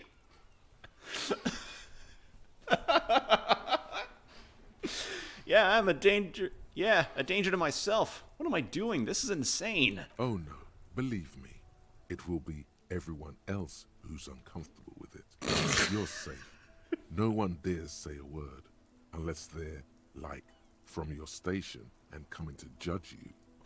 But what are the chances of that happening?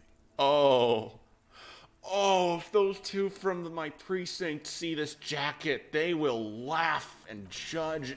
Oh, that dude with the wig is probably going to be like, are you fucking kidding me with this shit? Why are you wearing that jacket? Take that shit off of you. Oh, and I also have the cap. Does anything show up for the cap? No? Cool. Okay. Let's go to Isobel to get stayed in for the night. Wow. I didn't... Okay, of the two jackets, I was hoping to at least get Fuck the World, but apparently the game wanted me to have pissed...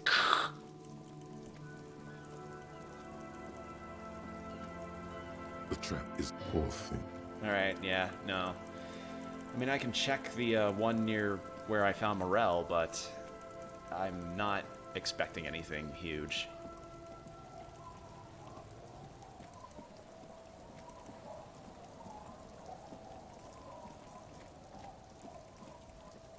And nothing new. Okay. But yeah, that was certainly something. But yeah, just two try-hard guys that are just like, yeah, we could totally make it as skulls. We can do it. A few locusts, poor thing.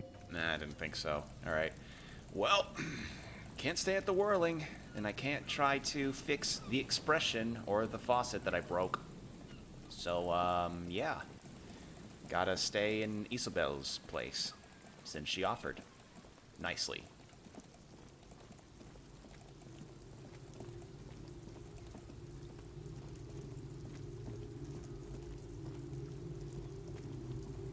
A policeman.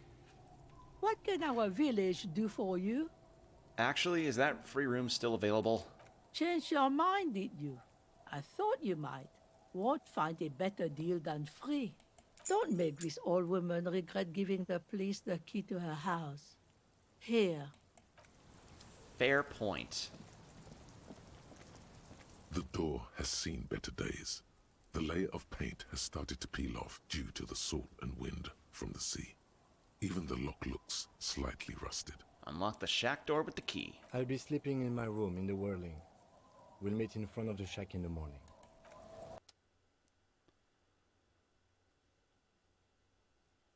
Can I get to observe the inside of the room?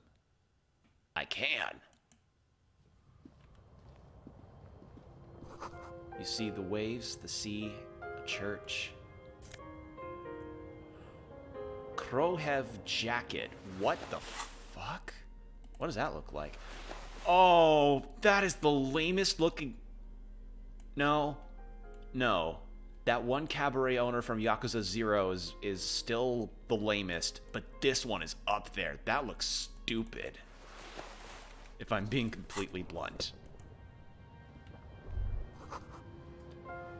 Old science fiction magazines about books about bird watching, an almanac from '39. The floorboards creak under your step. This intricate heat engine hums quietly, giving out a pleasant warmth. On the table, you see a bowl of water, a rough soap, and next to it, a small hand mirror. A straight razor soaks inside the wash basin. Is shaving the right call? The water reflects back a vague image of your face.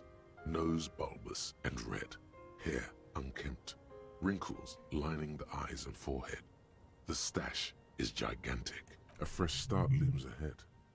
Clean yourself up and be born anew. Let's try it.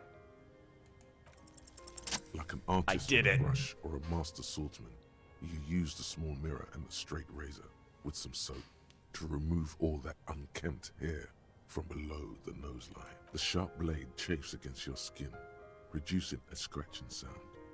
The surface underneath the beard feels tender, the air brushing against it chilly.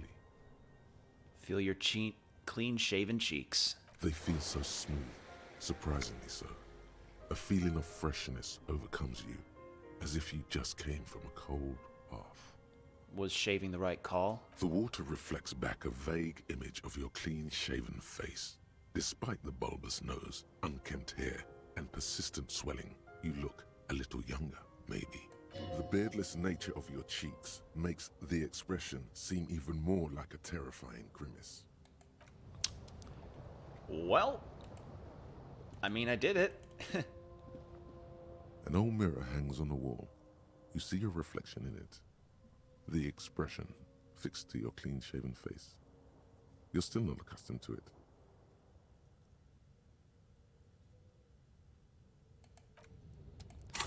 I'm gonna try and equip some electrochemistry clothes again. Where is it? Where? The gloves. And then this thing.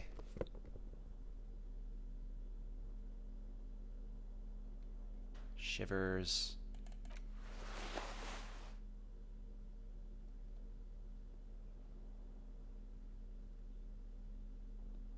Okay. An old mirror hangs on the wall. All you right. see the reflection in it. The expression fixed to your clean-shaven face. Come on, Lady You're Luck. still not accustomed to it. Come on, Lady Luck.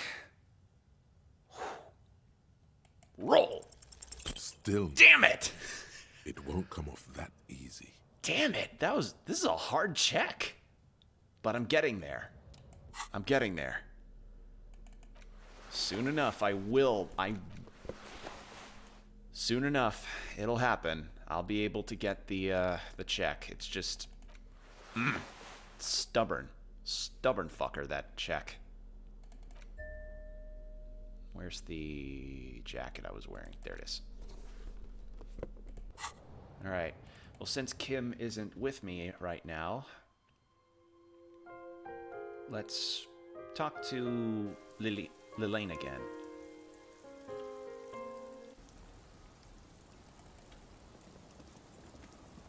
Oh wait, no, she's still here. Okay. What's the volition or the Waves are suggestion? beginning to die down. Look at those little bastards. Unfortunately, the factory sold this one with the guns are expensive. From time to time, people need a lesson. No, I'm afraid not. Some went to patch their wounds, their lesson learned. Guess I enjoyed the way he bled. If it is, then why? Gone. To the waves. The sea took him.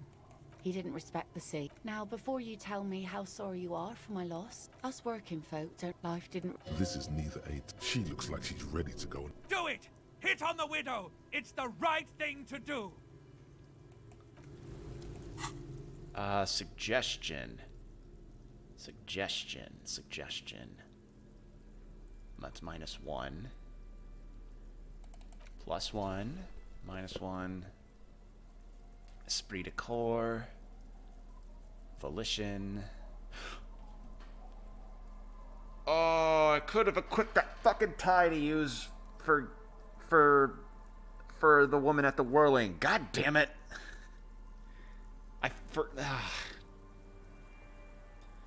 My wanting to see more funny dialogue from the horrific necktie fucked me. All right. Well, The waves are beginning to die down. Look Look at those little bastards. Simmer down. Simmer down, bastards.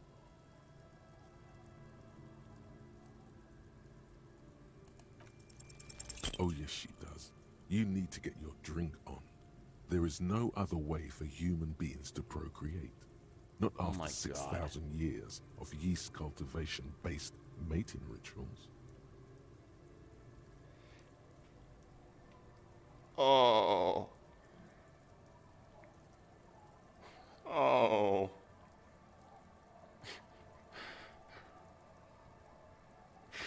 Oh no.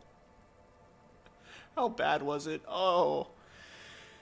I like you, but I'm afraid to be around you because you're a woman. I want to be close to you, and there's but one way to intimacy. Since the dawn of mankind, Al Ghul has watched over the reprocreation of our species. Lay with me. Let's celebrate the Ghul. Alcohol makes closeness possible. Let's connect. Okay. I need to be... Where's this going? I need to be drunk. You do too. Please get drunk with me on a drunk date. Absurdly and pointedly phrased. You can be quite funny, officer. Anyway, what did you want? She doesn't even understand. You asked her out. Perhaps you're too sober to pull it off right now. No. Try it. No. I'm not getting... No. Oh, God. It's getting cold. This late in the night. Time. Enter the shack. Oh. I am embarrassed for Harry. I'm embarrassed for myself. I embarrassed myself in front of a cool person. Oh, that stung. On the table, you see a bowl. All right. Well, I think I'm going to end up having a dialogue with the ancient reptilian brain and the limbic system when I sleep tonight, so that's something to keep in mind. Trying to think about what else I may be up to in regards to... Because I'm close to leveling up again. Yeah. Alright, that's kind of it. The bed is comforting, if a bit run down. Still, you've earned a rest. Go to sleep. Holy shit. The bed underneath you is soft, if lumpy. Waves wash the sand underneath the hut, then grow distant to your ear. In the quiet hum of the organic heater, you fall asleep. Sounds kind of pleasant, actually.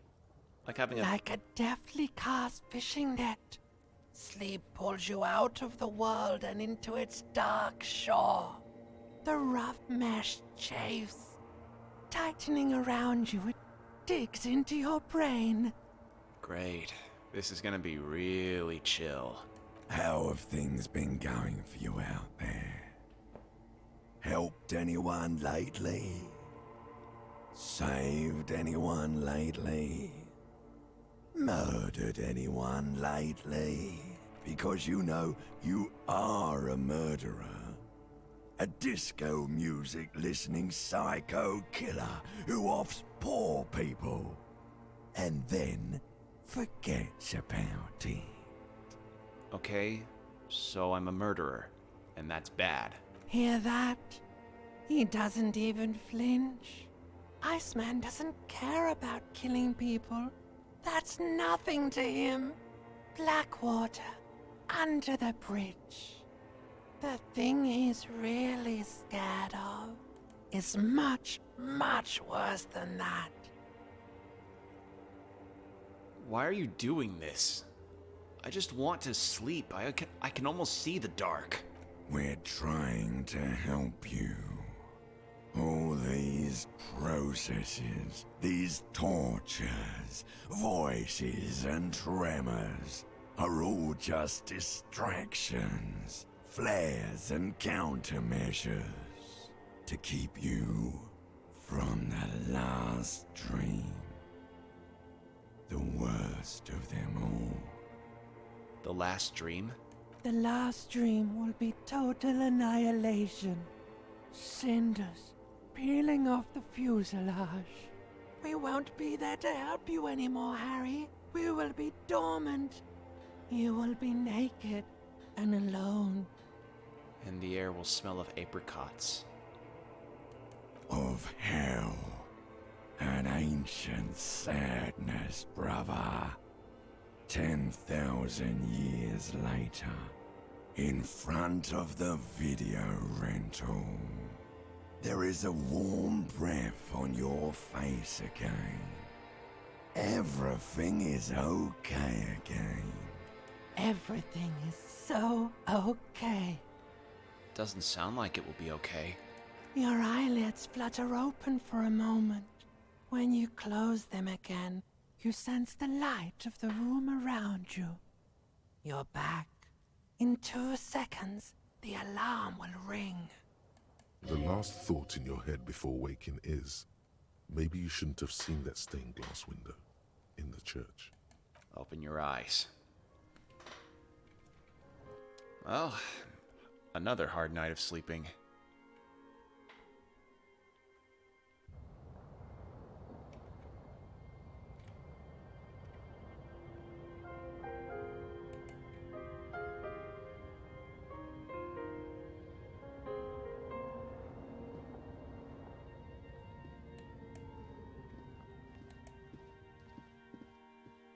I wonder if Kim's outside. No, he's probably at the whirling. Well, if he's at the whirling, then... Oh, no, he's here. Okay. In that case, I think this is where I'm going to end it for the time. So, yeah. Thank you all for joining me on this one. This was a, another very, interesting experience, seeing a lot of the dialogue here. Made a lot of checks, finally got to see the back door, finally got that fucking window perception check, and managed to stick it up Everard a little bit, so yeah. And we got our gun back, which is good. So yeah. With that said... Oh shit! Who's... Huh. Leo KO_K, thank you for the follow. That was... Wow, that jump scared me a little bit because it's been so long. For anybody that's watching this on YouTube, I don't get very many followers. I'm within the high 40s. I'm not even affiliate yet, so yeah, I've been kind of in a stalemate in regards to followers. So yeah, thank you, Leo, for the follow. I greatly appreciate it. But yeah, with that said, thank you all for watching. I'll probably continue Disco Elysium sometime soon, but I am also looking into other games that I would like to stream down the line. Because as great as this game is, and as much fun as I'm having playing it, I would like to diversify a little bit in regards to how I do my streams. But we will get to that when we can get to that. So, yeah. Thank you all for joining me today. And I'll see you in the next one. Take care, everybody. Bye.